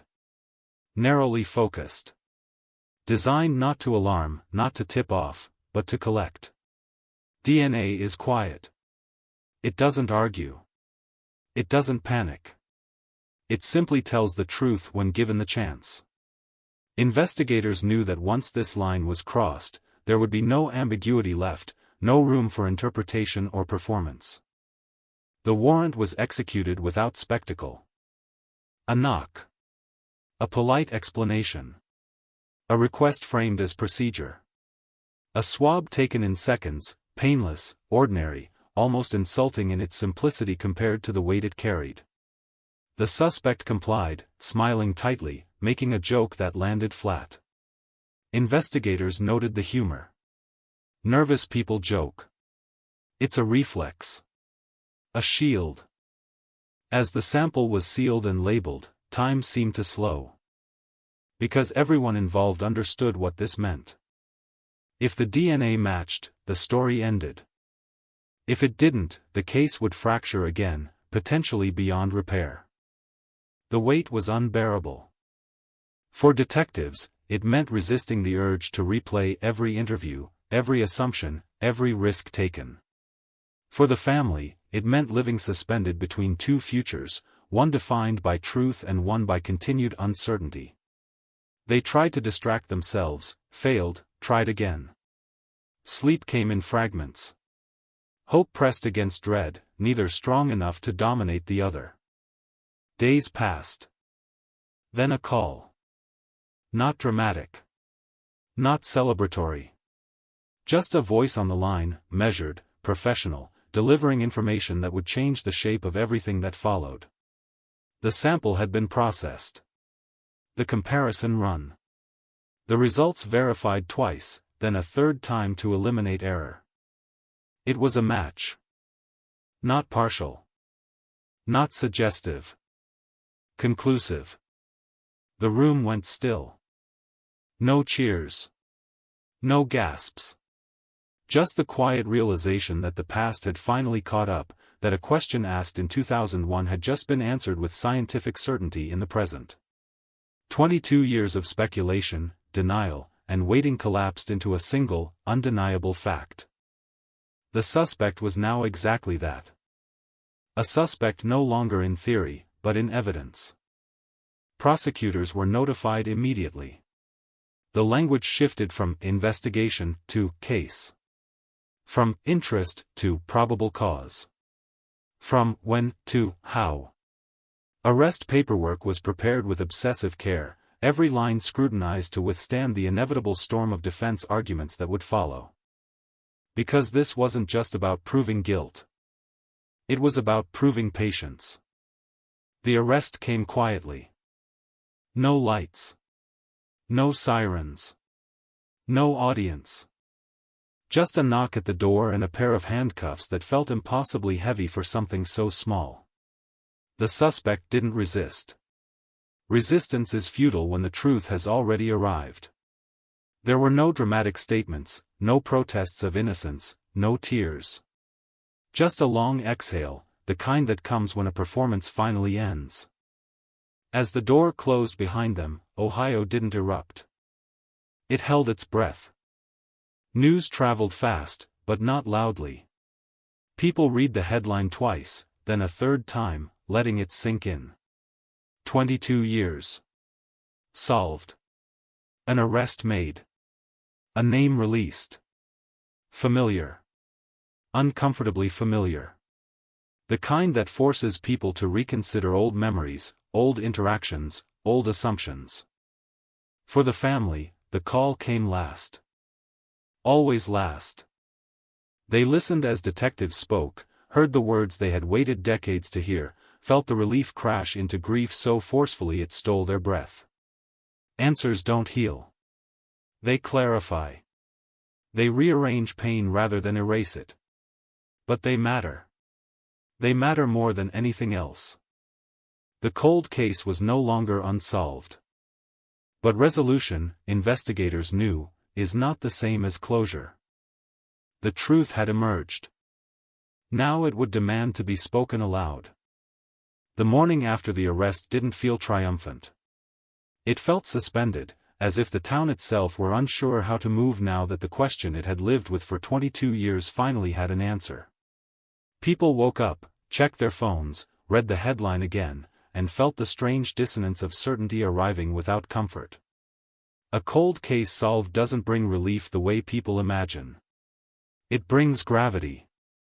Inside the interrogation room, the tone shifted from pursuit to permanence. The suspect, now formally charged, sat with a different posture, no longer performing ease, no longer pretending curiosity. The red light on the recorder blinked on again, steady and merciless. This wasn't an interview anymore. This was an opportunity, perhaps the last one, to control the narrative before it escaped completely.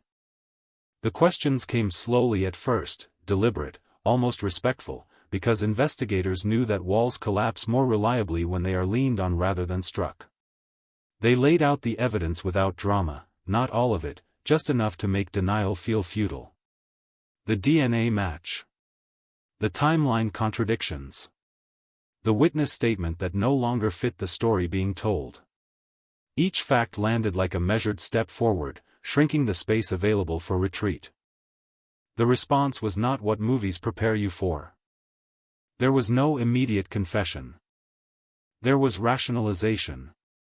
The suspect spoke in fragments, circling the truth without touching it, reframing events, minimizing intent, blurring responsibility.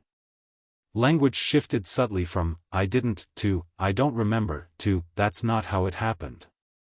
Each phrase peeled back another layer of resistance. Investigators let it happen. Confessions rarely arrive whole. They assemble themselves piece by piece, often against the will of the person speaking. As hours passed, fatigue crept in. Not just physical exhaustion, but emotional depletion. Maintaining a lie for 2 decades requires constant vigilance. Maintaining it under evidence is almost impossible.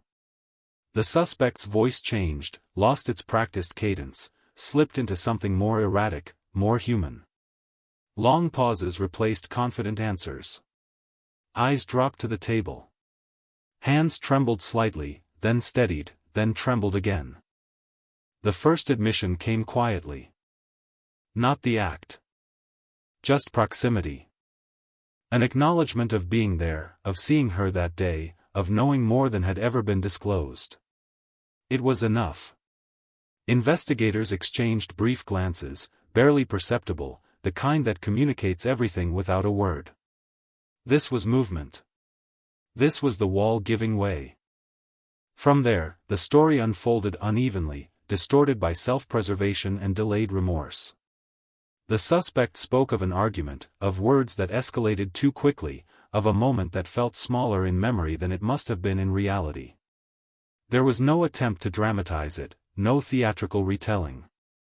Just a flat, almost detached recounting that made the room feel colder with every sentence. The act itself was described without detail, stripped of emotion, as if distance could dilute responsibility. Investigators didn't interrupt.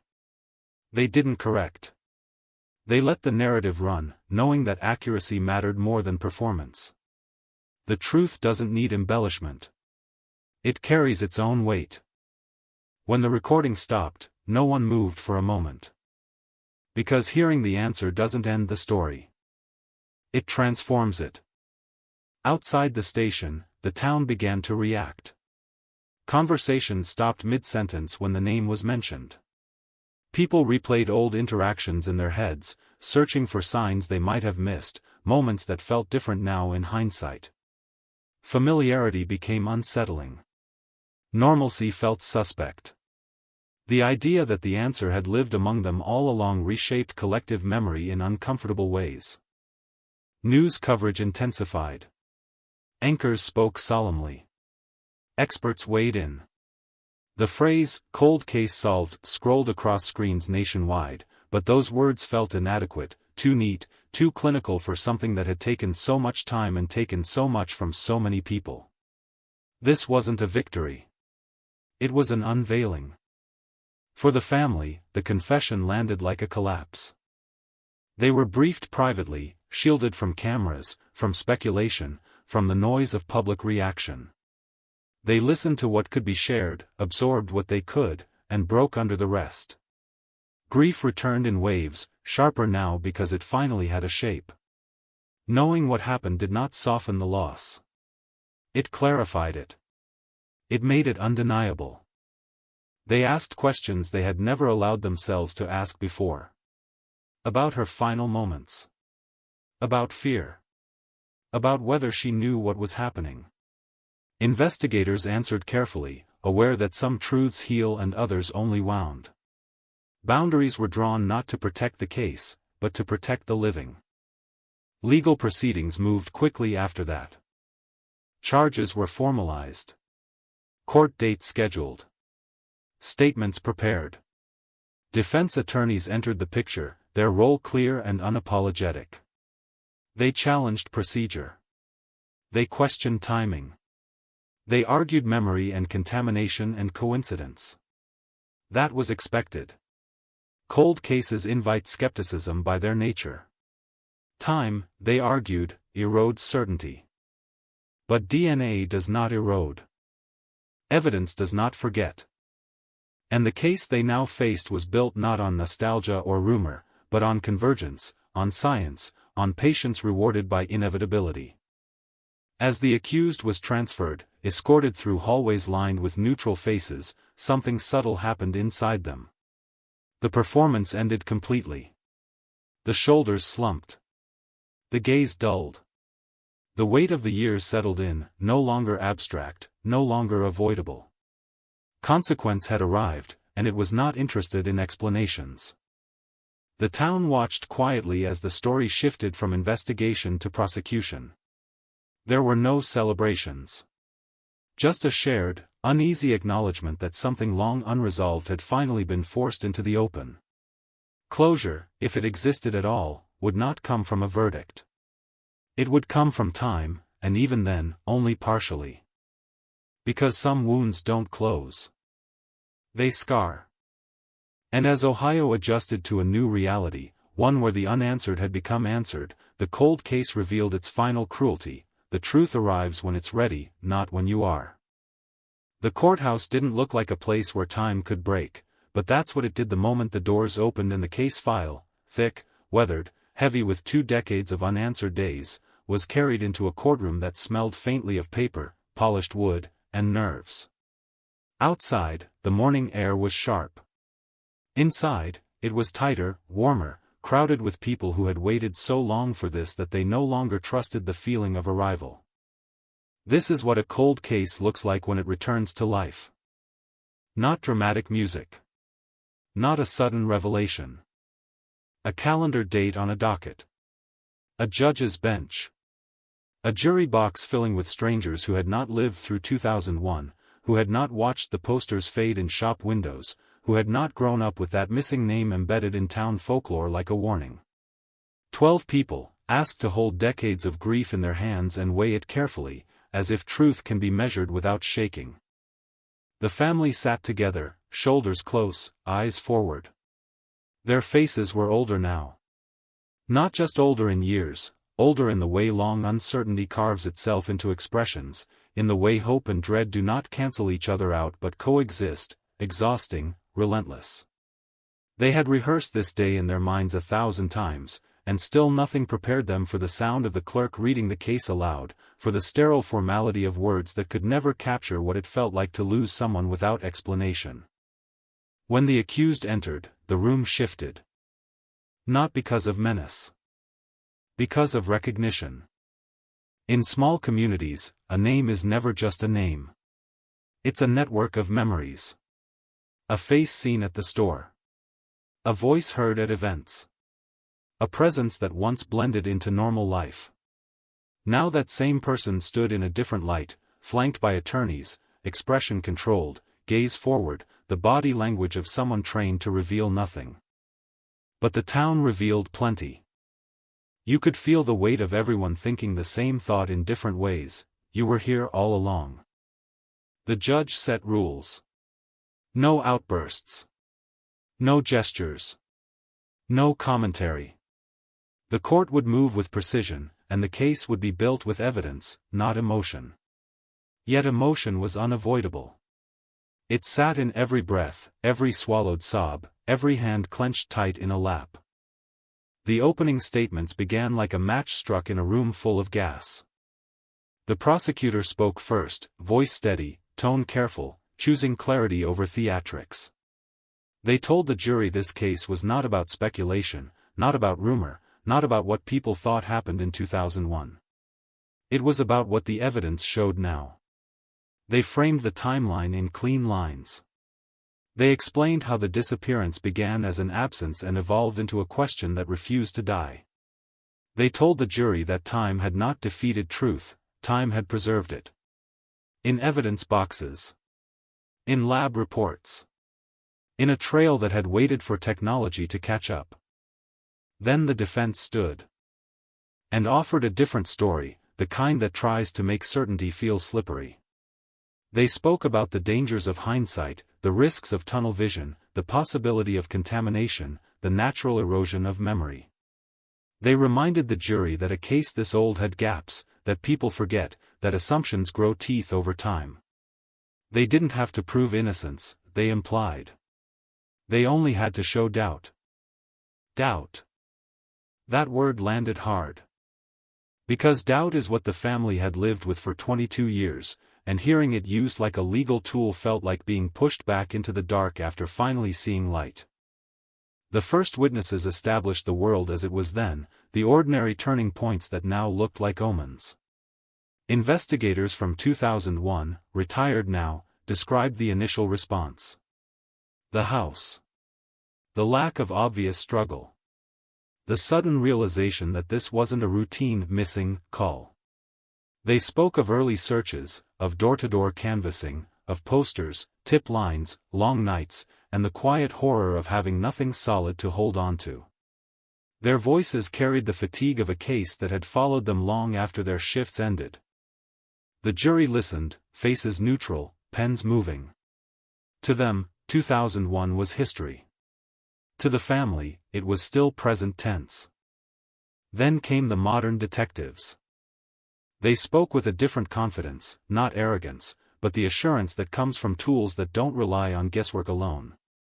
They described the review of old evidence, the decision to test items again, the emergence of a partial profile, and then the critical step, genealogical mapping, careful, legal, methodical, a new kind of investigation that does not chase a suspect through streets but through family lines, through records, through probabilities. The defense tried to interrupt. The judge overruled. Because this was the heart of the revival, science as a flashlight in a room that had been dark too long. A forensic analyst took the stand and explained DNA with the patience of someone who had done this many times and still understood how much depended on their words. They described process, safeguards, verification. They explained what match meant in a way that left little room for ambiguity. Not a suggestion. Not a coincidence. A match strong enough to stand in court, strong enough to survive cross-examination designed to shake it. The defense pushed back hard, as expected. They questioned chain of custody. They questioned storage conditions. They questioned whether evidence could degrade or be mislabeled. The analyst answered without flinching, explaining checks, rechecks, lab standards, independent confirmation. The prosecutor asked one simple question at the end, a question that cut through everything like a blade through fog: was the result reliable? Yes. A single word, and the room tightened again. But the trial wasn't just science. It wasn't just reports and timestamps. It was human. Witnesses returned from the past, neighbors, acquaintances, people who had given statements long ago and now found themselves speaking into microphones, reliving a week they had tried to bury beneath the rest of their lives. Some were unsure. Some apologized for what they couldn't remember. Some described small details that had seemed meaningless then, a vehicle seen at an odd time, a conversation that now felt strange in hindsight, a shift in routine that they dismissed because everyone dismisses what they don't want to fear.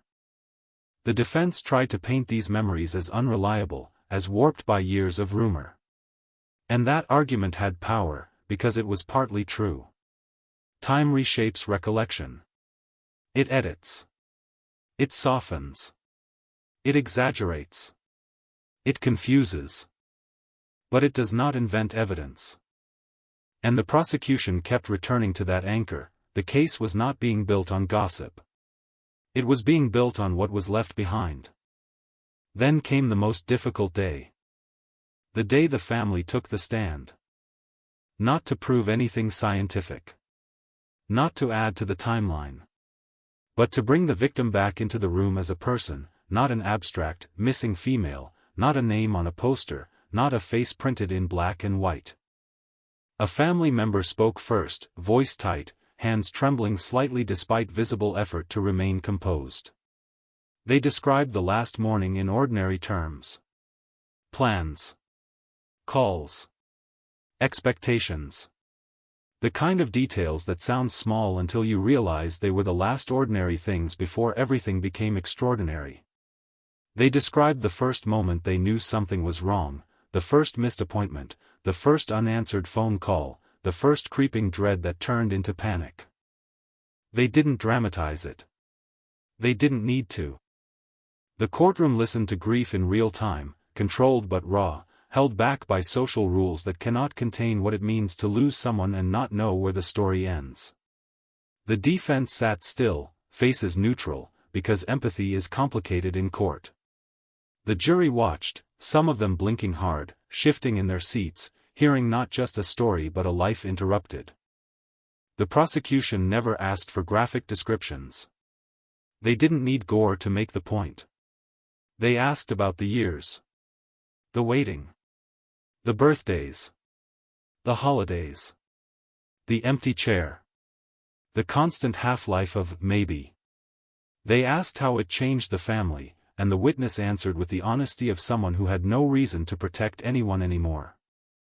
It broke something in the room.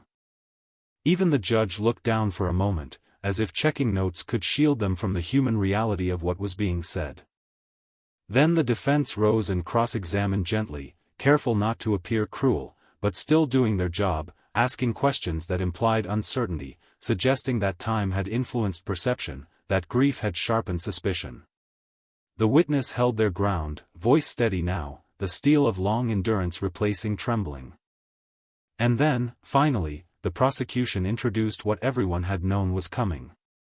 The recorded statement. Not played for shock. Presented as proof.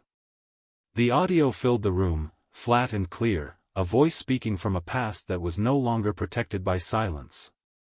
The jury heard admissions framed in careful language, minimizing here, redirecting there, but still moving inexorably toward responsibility. The defense objected. The judge allowed it. The family listened like people hearing a door unlock after being trapped outside their own life for decades. No one breathed. And when the recording ended, there was a kind of quiet that felt unnatural, like the courtroom itself was stunned by what it had just held. The prosecutor did not gloat. They simply said, in plain terms, that this is what happens when truth finally finds a microphone. The defense tried again to undermine it, to suggest coercion, to suggest misinterpretation, to suggest that statements made under pressure are unreliable. But the prosecution had anticipated that. They showed how the statement aligned with evidence, how it matched the timeline's corrected shape, how it explained the contradictions that had haunted the case for years. Piece by piece, the narrative tightened. Not into drama. Into inevitability. Outside, news crews waited. Inside, the jury carried the weight. The family carried something heavier, the surreal reality that their private nightmare had become public record, that strangers now debated the truth of what they had lived, that the story would be retold by commentators who could never taste what it felt like to wake up every day for 22 years and wonder if today would be the day the phone finally rang with answers. The court adjourned for the day. People stood slowly, as if rising too fast might fracture them. The accused was led away, expression still controlled, but the mask thinner now, the eyes less certain. The family filed out, surrounded by a hush that felt almost reverent, because even the town's curiosity had begun to transform into something else, something closer to mourning. And in the quiet hallway, away from microphones, away from legal language, away from the formal cadence of court, the cold case revealed its strange paradox: justice is loud when it begins, but private when it lands. The trial was not over. Not yet. But the story had crossed a line. For the first time since 2001, the truth was not hidden in file cabinets or whispered on porches. It was spoken aloud, under oath, into the record of a town that would never again be able to pretend it didn't happen. And the jury, 12 strangers, now carried the final responsibility. To decide, not what was tragic, but what was proven. The hardest part about a verdict is the waiting that comes right before it, that thin corridor of time where everyone is forced to sit still while their minds run in circles, replaying every word, every exhibit, every pause that sounded too long, every answer that sounded too rehearsed. The jury disappeared behind a closed door, and the courtroom became a place of suspended motion, a room that still smelled like paper and old wood, but now carried something else too, anticipation sharp enough to taste.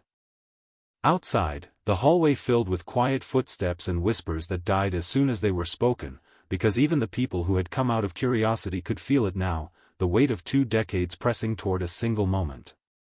Reporters leaned against walls, checking phones, adjusting microphones, practicing neutral expressions that never quite hid their hunger for a headline. Deputies stood with their hands folded, eyes scanning, faces unreadable. Lawyers reviewed notes they already knew by heart, because it's easier to look busy than to feel helpless.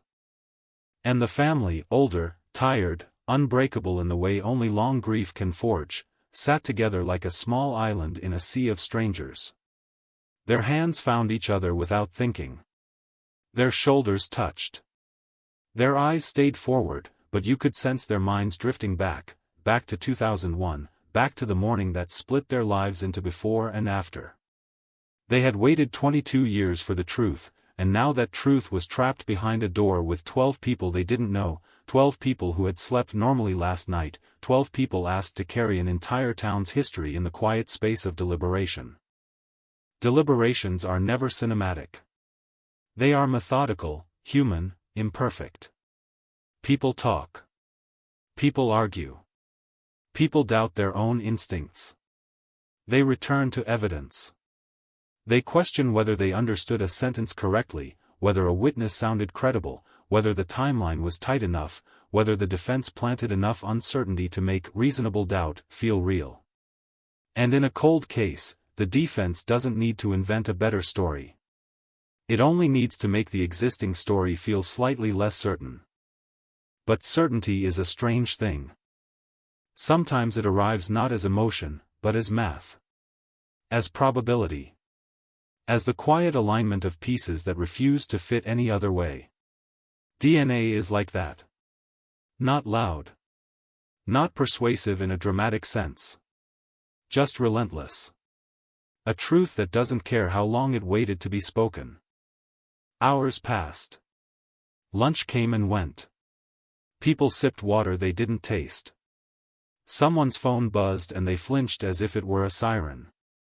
In the hallway, an officer finally stepped forward and spoke the words everyone feared and wanted at the same time: the jury has reached a verdict.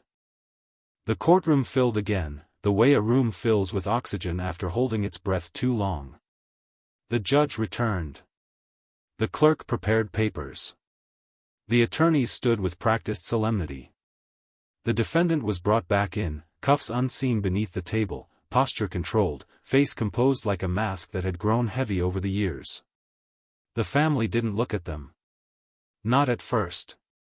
They stared at the jury box as if it were a stage about to reveal the ending of a story they had lived inside for too long. The jury filed in. 12 faces. Some rigid. Some pale. Some determined. 1 or 2 avoided eye contact entirely, as if seeing the family would make their decision feel less legal and more human, and they needed it to be legal in order to survive it. The foreperson held the paper with both hands, knuckles tight, a sign that even when you are convinced, delivering the truth still shakes you. The judge asked the question. The foreperson answered. Guilty. The word didn't explode. It dropped. Heavy. Final. It landed on the wood and the air and every body in the room, and for a heartbeat there was no reaction at all, as if everyone needed a second to confirm that they had heard it correctly, that the sound of it wasn't imagined, that 22 years of waiting had just been reduced to 1 syllable. Then the family moved, not dramatically, not with a burst, but with a slow collapse of tension that had been held for so long it had become posture. Someone let out a sound they didn't intend to make, a broken exhale, a half-sob swallowed quickly. Hands covered mouths. Eyes squeezed shut. A head bowed. The kind of grief that doesn't scream but leaks, because it is too old, too deep, too practiced in silence to perform for anyone. The defendant stayed still. No sudden outburst. No protest. No visible breakdown. Just a slight shift in the jaw, a blink too slow, and a stare fixed on a point that wasn't the judge, wasn't the jury, wasn't the family. It looked like someone searching for a door that no longer existed. The judge thanked the jury. Formalities followed, dates, procedures, sentencing schedules, words that felt ridiculous in their normalcy given what had just happened. And yet that's how justice moves. It doesn't care about the emotional temperature of the room. It moves in steps. It moves in paperwork. It moves in calendars. Outside, cameras caught the first public reactions. A prosecutor spoke carefully, measured, emphasizing evidence, patience, and persistence. A defense attorney spoke about the right to appeal, about legal process continuing, about respect for the system. Reporters asked questions that floated like insects. How did it feel? What did it mean? Why did it take so long? Answers were given, but none of them truly fit, because no sentence can capture what it means to lose 22 years to uncertainty and then finally have the world agree with your private truth. The family didn't celebrate. They couldn't. They stepped outside and the winter air hit them like reality. Some hugged. Some stared into space. Some looked up at the sky as if expecting something to change. People offered condolences and congratulations in the same breath, and both felt wrong. There is no congratulations for surviving a tragedy. There is only acknowledgement that you survived it at all. In the days that followed, the town talked. Not with the gossip of early years, but with a quieter, heavier tone. People reassessed memories. They replayed social events, friendly conversations, shared spaces. The idea that the person convicted had lived among them, had smiled, had spoken, had moved through ordinary life while the family endured extraordinary loss, made everything feel contaminated by hindsight. Some residents were furious. They wanted signs. They wanted red flags that should have been obvious. Others were stunned by how little there had been, how normal it all seemed. That's the hardest lesson communities learn in cases like this. Monsters don't always look like monsters. Sometimes they look like neighbors. Sometimes they look like the person you nodded at in line. Sometimes they don't announce themselves at all. And then came sentencing. The courtroom filled again, not with the electricity of a verdict but with the solemn dread of consequence. Sentencing is where justice stops being abstract and becomes personal. It is where the system acknowledges harm in plain language. It is where the family is asked, once again, to step into the story and speak it out loud. Victim impact statements are not performances. They are endurance. Family members stood one by one, voices shaking at first, then steadying, shaped by years of rehearsing these words internally with no audience. They spoke about who she was, her habits, her laughter, her presence that had once filled rooms. They spoke about the day she disappeared, how the world tilted and never fully corrected.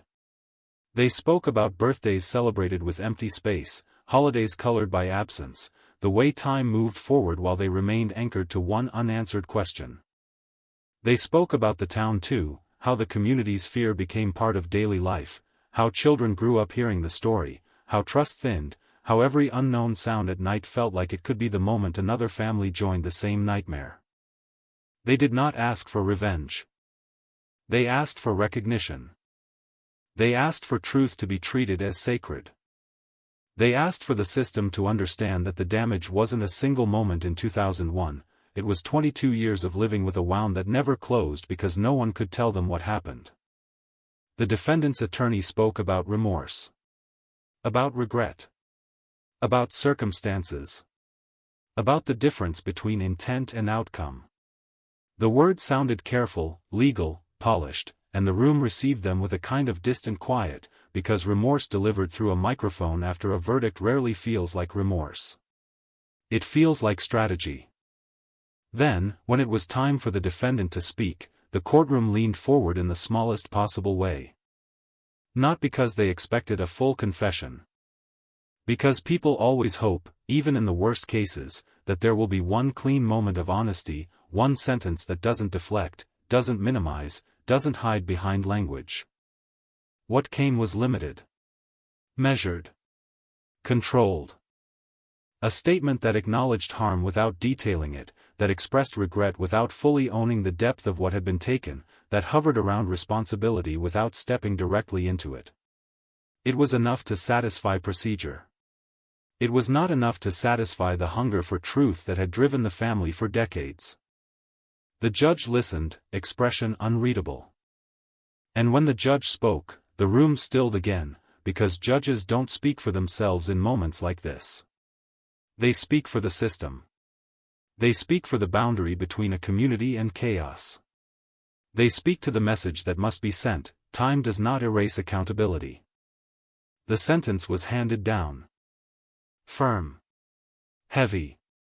Designed to reflect the gravity of the crime and the years of impact it carried. The specifics mattered less than the meaning. The defendant would not walk away. The past had finally extracted a price. When the gavel fell, it sounded ordinary. Just wood hitting wood. But in Ohio, it echoed. Not as closure. As consequence. As the end of one kind of waiting and the beginning of another, the waiting to rebuild, to breathe, to live in a world where the question no longer circles overhead like a storm cloud. The family left the courtroom again, slower this time. Their faces carried something new, not happiness, not peace, but a strange, exhausted clarity. They had been right. They had not imagined it. They had not wasted their lives chasing shadows. The truth had existed, and now it had been acknowledged by law, by public record, by the town that had once whispered and moved on and tried to forget. And still, grief remained. Because the cruel truth about solved cold cases is this: the solution doesn't rewind time. It doesn't restore the missing years. It doesn't unbreak what was broken. It only changes the shape of the pain. It gives it edges. It gives it a name. It gives it a verdict. That night, in houses across the town, people turned off their televisions and sat in silence. Some felt relief. Some felt shame. Some felt fear, realizing how easily normal life can hide abnormal truth.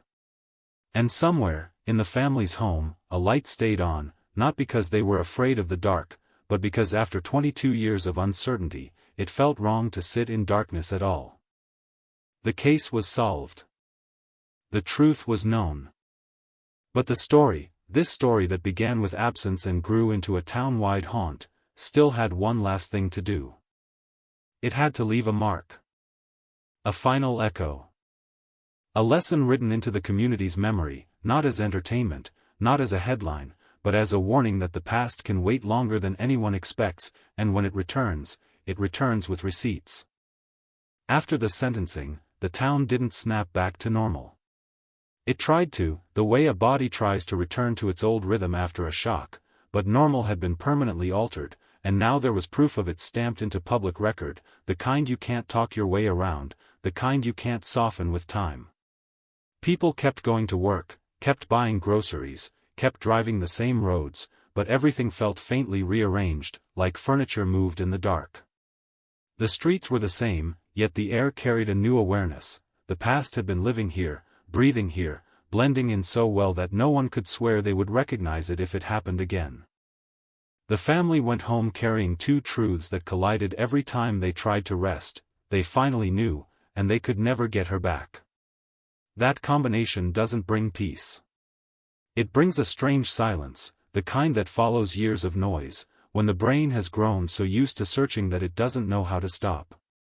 For decades they had lived inside a question, where is she? And now the question had been replaced by statements, by legal findings, by timelines clarified, by evidence that locked the story into one direction. The mind doesn't adapt instantly. It keeps reaching for the old shape of grief, like a hand still searching for a light switch after the room has been rewired. In the first weeks, there were interviews. Not the kind that interrogate, but the kind that ask a family to turn their pain into something consumable. Reporters wanted reactions. Producers wanted emotion. True crime podcasts wanted quotes. Everyone wanted the same thing dressed in different language: tell us what it feels like. The family learned quickly how to protect themselves, how to say enough to be understood but not enough to be drained. They had already spent 22 years giving pieces of themselves away to the public just to keep the case alive.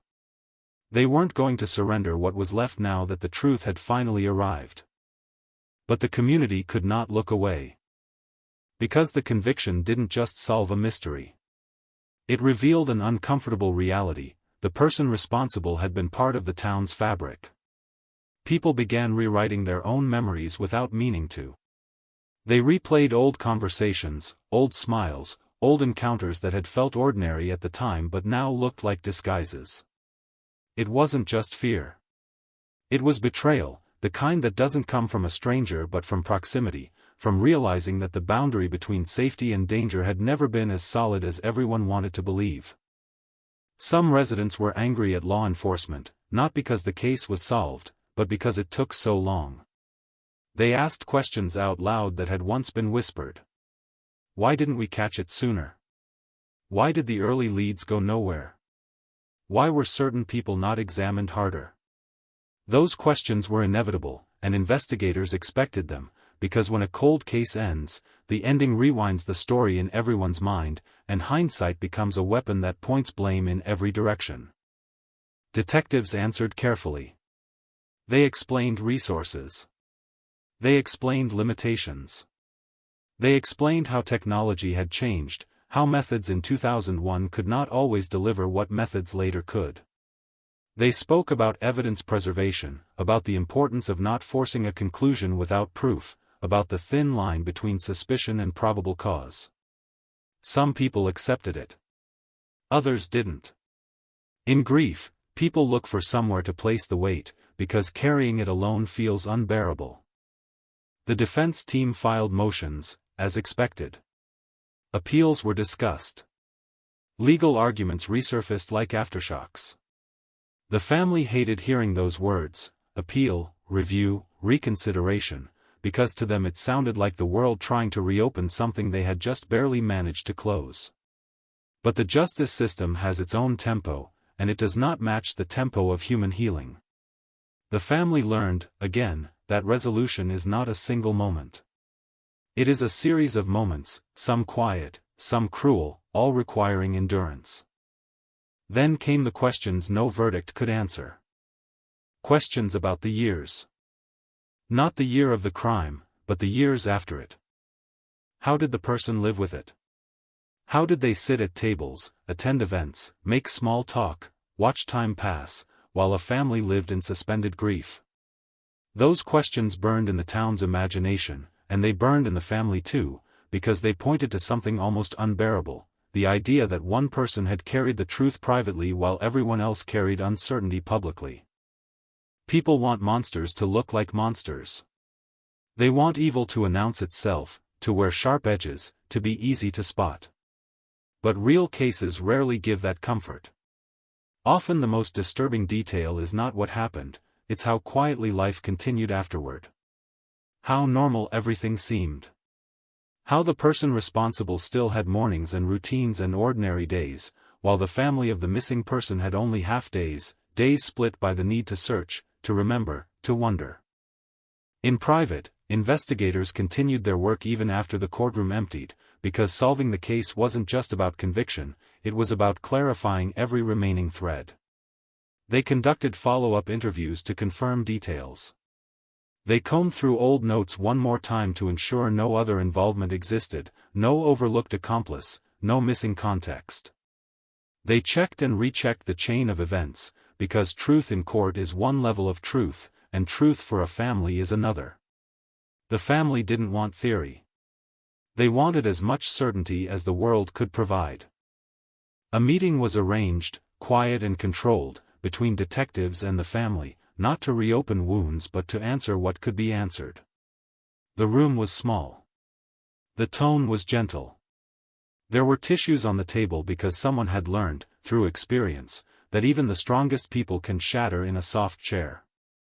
Investigators spoke in careful lines, explaining the verified timeline, the evidence, the reason certain information had been withheld until after sentencing. They didn't speak in sensational terms. They spoke in facts, and in a case like this, facts are both gift and burden. The family listened with stillness that looked like strength and felt like survival. They asked about the moment the case moved again, the moment the DNA profile emerged from old evidence like a ghost stepping into daylight. Investigators explained how it happened, the modern techniques, the genealogical path that narrowed the search, the warrant, the confirmation. The family nodded, absorbing the strange reality that science had done what years of searching could not. It wasn't magic. It was patience and preservation and a system that finally caught up to a question. One family member asked a question that hung in the room for a long second before anyone answered, because it wasn't legal and it wasn't scientific. It was human. Why? Not why the crime happened in the moment, but why it happened at all. Why her? Why that day? Why that life? Investigators explained what they could: conflict, access, opportunity, escalation. But they couldn't explain the part the family really meant: the cosmic unfairness, the randomness, the cruelty of losing a person and then losing answers for 22 years. That part has no neat explanation. It only has a scar. The town also began to face another uncomfortable truth: the story it had told itself for decades was not accurate. For years, people had used the case as a cautionary tale, a mystery, a warning. Now it became something else, a lesson in how easily certainty can be delayed. Schools held discussions about safety, about awareness, about community support. Churches mentioned the case in sermons without naming names, speaking about grief and accountability and endurance. Local officials emphasized the importance of cold case units, of evidence preservation, of investing in technology. The case became a reason, a justification, a scar turned into policy, because communities like to turn pain into something constructive when they can't undo it. But for some residents, the most difficult part wasn't policy. It was trust. They wondered who else they knew that might not be who they seemed. Not because they believed danger hid in everyone, but because the case had proven that appearances can be meaningless. That realization can make a town either paranoid or more compassionate. In Ohio, it did both. People became watchful, yes, but they also became more attentive to one another, more likely to check in, more likely to listen when someone said, "I don't feel safe," or "something feels off." The case taught them that dismissing instincts can be costly. There were quiet moments that hit the family unexpectedly. In a grocery store aisle, seeing a product she used to buy. At a holiday gathering, the automatic glance toward the doorway as if she might still walk in. On a random Tuesday, a memory rising so vividly it felt like time collapsing. The verdict didn't erase those moments. In some ways, it sharpened them, because now there was no maybe. The mind couldn't protect itself with uncertainty anymore. It had to accept the permanence of absence, and acceptance is its own kind of grief. Yet there was also something else, a subtle shift that outsiders often misunderstand. The family could finally stop searching. Not stop missing her. Not stop grieving. But stop performing the endless scan of the world for clues. Stop living with the constant itch of a question that never lets you rest. The truth allowed a different kind of life to begin, not a better life, not an unbroken one, but a life where the story had an ending, even if the ending was painful. In the months that followed, the case continued to echo.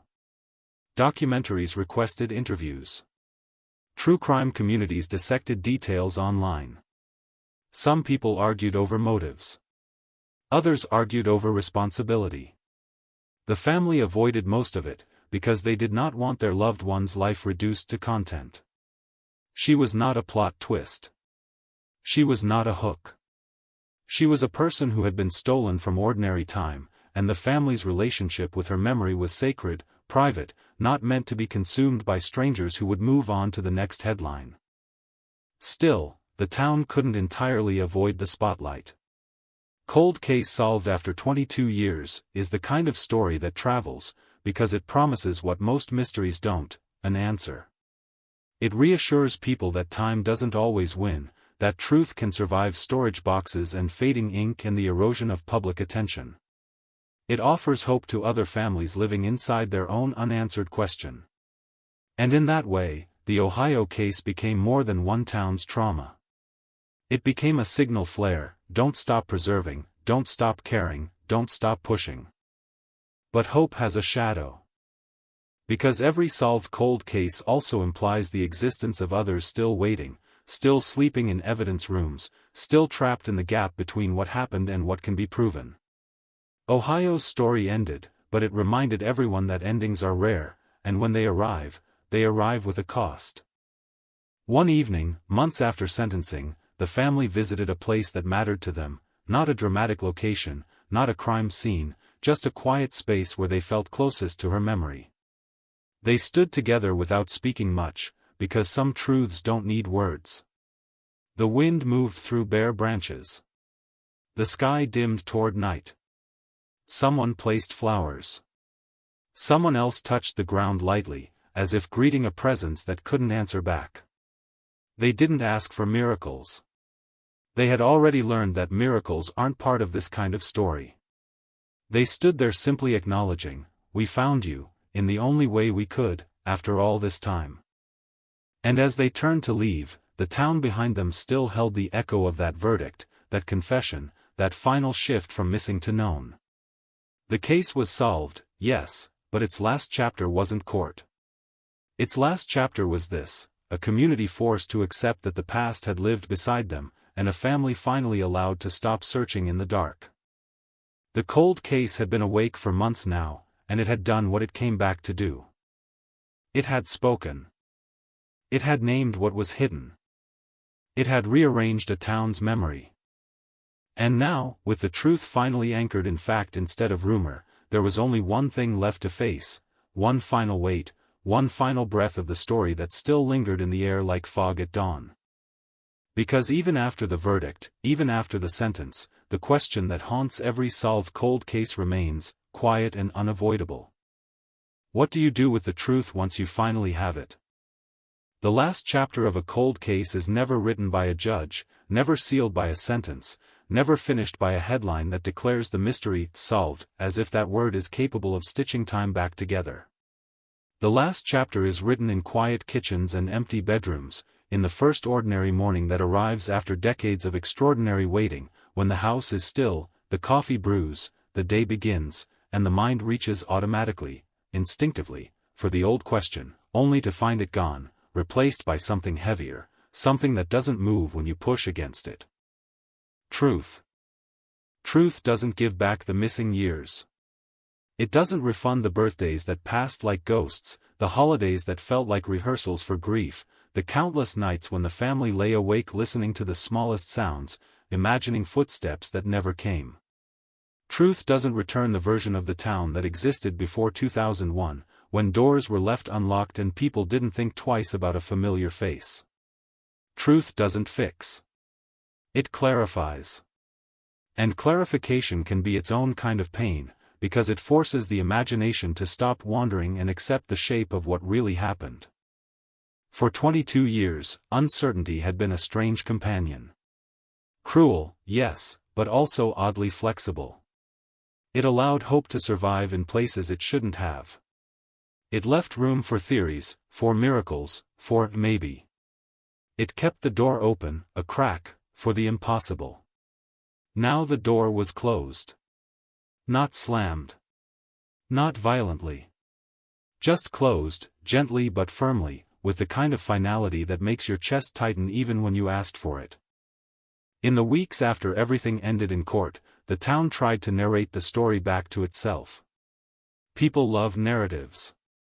They love beginnings and endings and the comforting illusion that justice is a straight line. But this story wasn't a straight line. It was a spiral that took 22 years to tighten. It was a puzzle that refused to cooperate until science changed the rules. It was a reminder that time can be both enemy and ally, depending on whether you preserve what matters. Detectives returned to their desks and their new cases, but this one followed them anyway, because cases like this don't stop being personal just because they're closed. In quiet moments, they thought about the early officers who searched fields with flashlights and came up empty. They thought about the decisions made when technology was limited and pressure was high. They thought about the evidence that sat in a box for years, waiting for a future that finally arrived. They thought about how close the truth had been to everyone's daily life, how easily it had blended in, how long it had survived on silence. And the family, always the family, began learning a new kind of endurance, living after answers. At first, it felt almost wrong to not be actively searching. Not calling. Not chasing tips. Not holding their breath every time a phone rang. Their bodies had been trained by years of crisis, trained to stay ready, trained to stay alert. Without the constant forward motion of the hunt, grief had more space. It expanded into corners they hadn't visited in years. It crept into quiet afternoons. It arrived in ordinary places, the aisle of a store, a familiar scent, a song on the radio, the way light slanted across a room at the same time of day it had slanted back in 2001. Some nights, they dreamed of her. Not as a poster. Not as a case. As herself. She laughed. She spoke. She stood in doorways. And waking up felt like losing her all over again, because now there was no maybe waiting on the other side of sleep. There was only memory. The town, too, carried its own version of aftermath. People discovered how quickly they wanted the story to shrink into a moral lesson, something neat and teachable: lock your doors, trust your instincts, preserve evidence, believe in science. Those lessons were real, but they were not the heart of it. The heart of it was simpler and more disturbing. For years, everyone had lived beside a truth they couldn't see. They had waved at it. Shared sidewalks with it. Exchanged small talk with it. And that realization had a way of making the everyday feel unstable. There were arguments in diners and online forums. Some insisted the town should have known. Others insisted no one could have known. Some blamed the system. Some defended it. Some tried to turn the story into entertainment, a dramatic arc with villains and heroes, as if real life provides clean categories. But the family resisted that. They didn't want heroes. They wanted their person back. They didn't want a storyline. They wanted time. And still, one thing happened quietly across the community, something people rarely talk about because it's not dramatic enough for television: people began to listen differently. When someone said they felt unsafe, it was taken more seriously. When someone noticed something odd, it was reported instead of dismissed. When families of other missing persons posted their own flyers, fewer people rolled their eyes. Because Ohio had learned, the hard way, what it means to wait for answers, and waiting changes how you see the world. In the months that followed, the cold case unit that helped bring resolution became a point of local pride, not in a celebratory way, but in a sobering one. Officials spoke about funding. About training. About preserving evidence. About building systems that can outlast retirements and transfers and shifting priorities.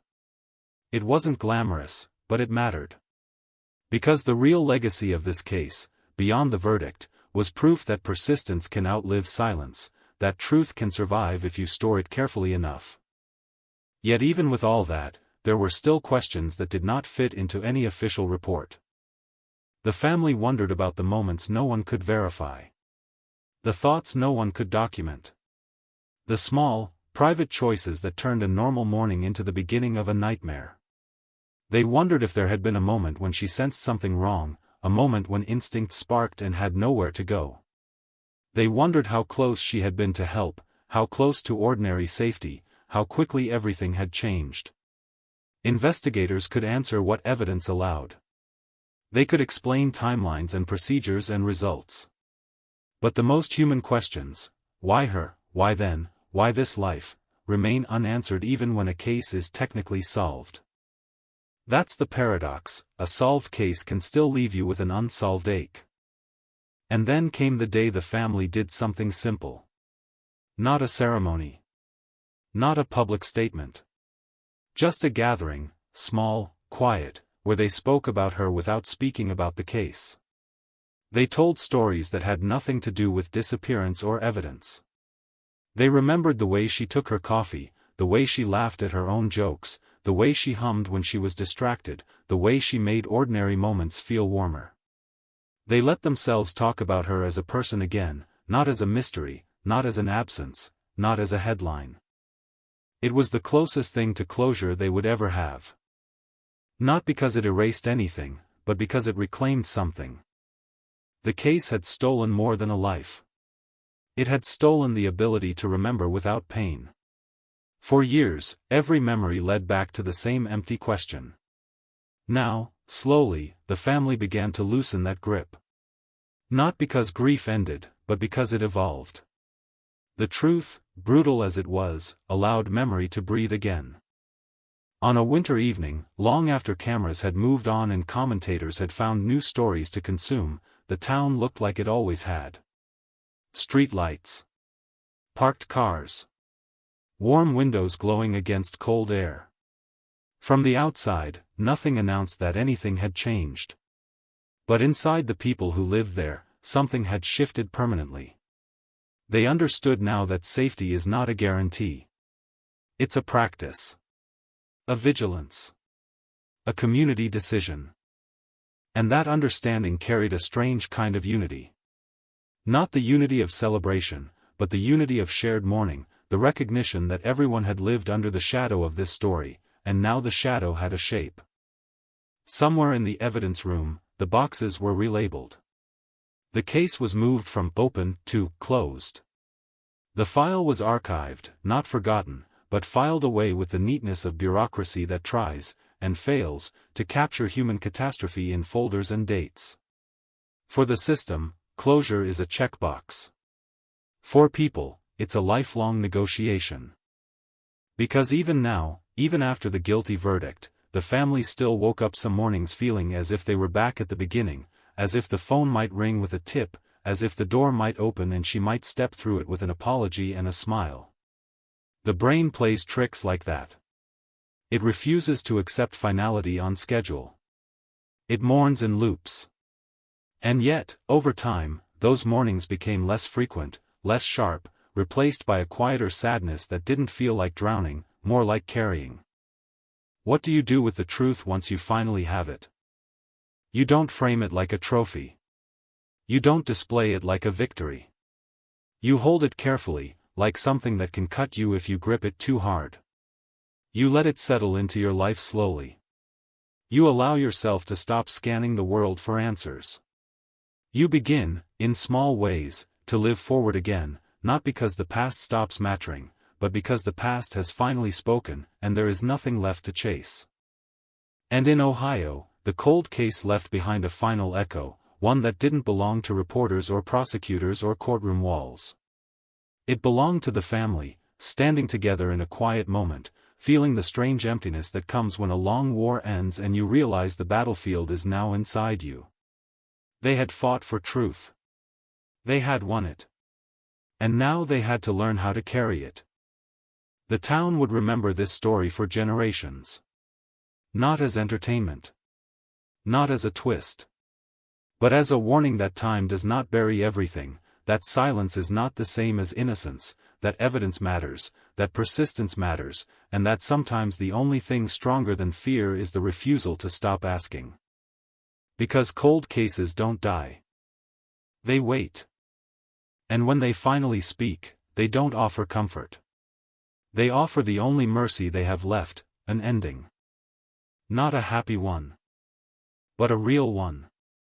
A truth, spoken at last, after 22 years of darkness, leaving behind a community forever changed, and a family finally allowed, for the first time since 2001, to close their eyes at night and know that the question will not follow them into sleep.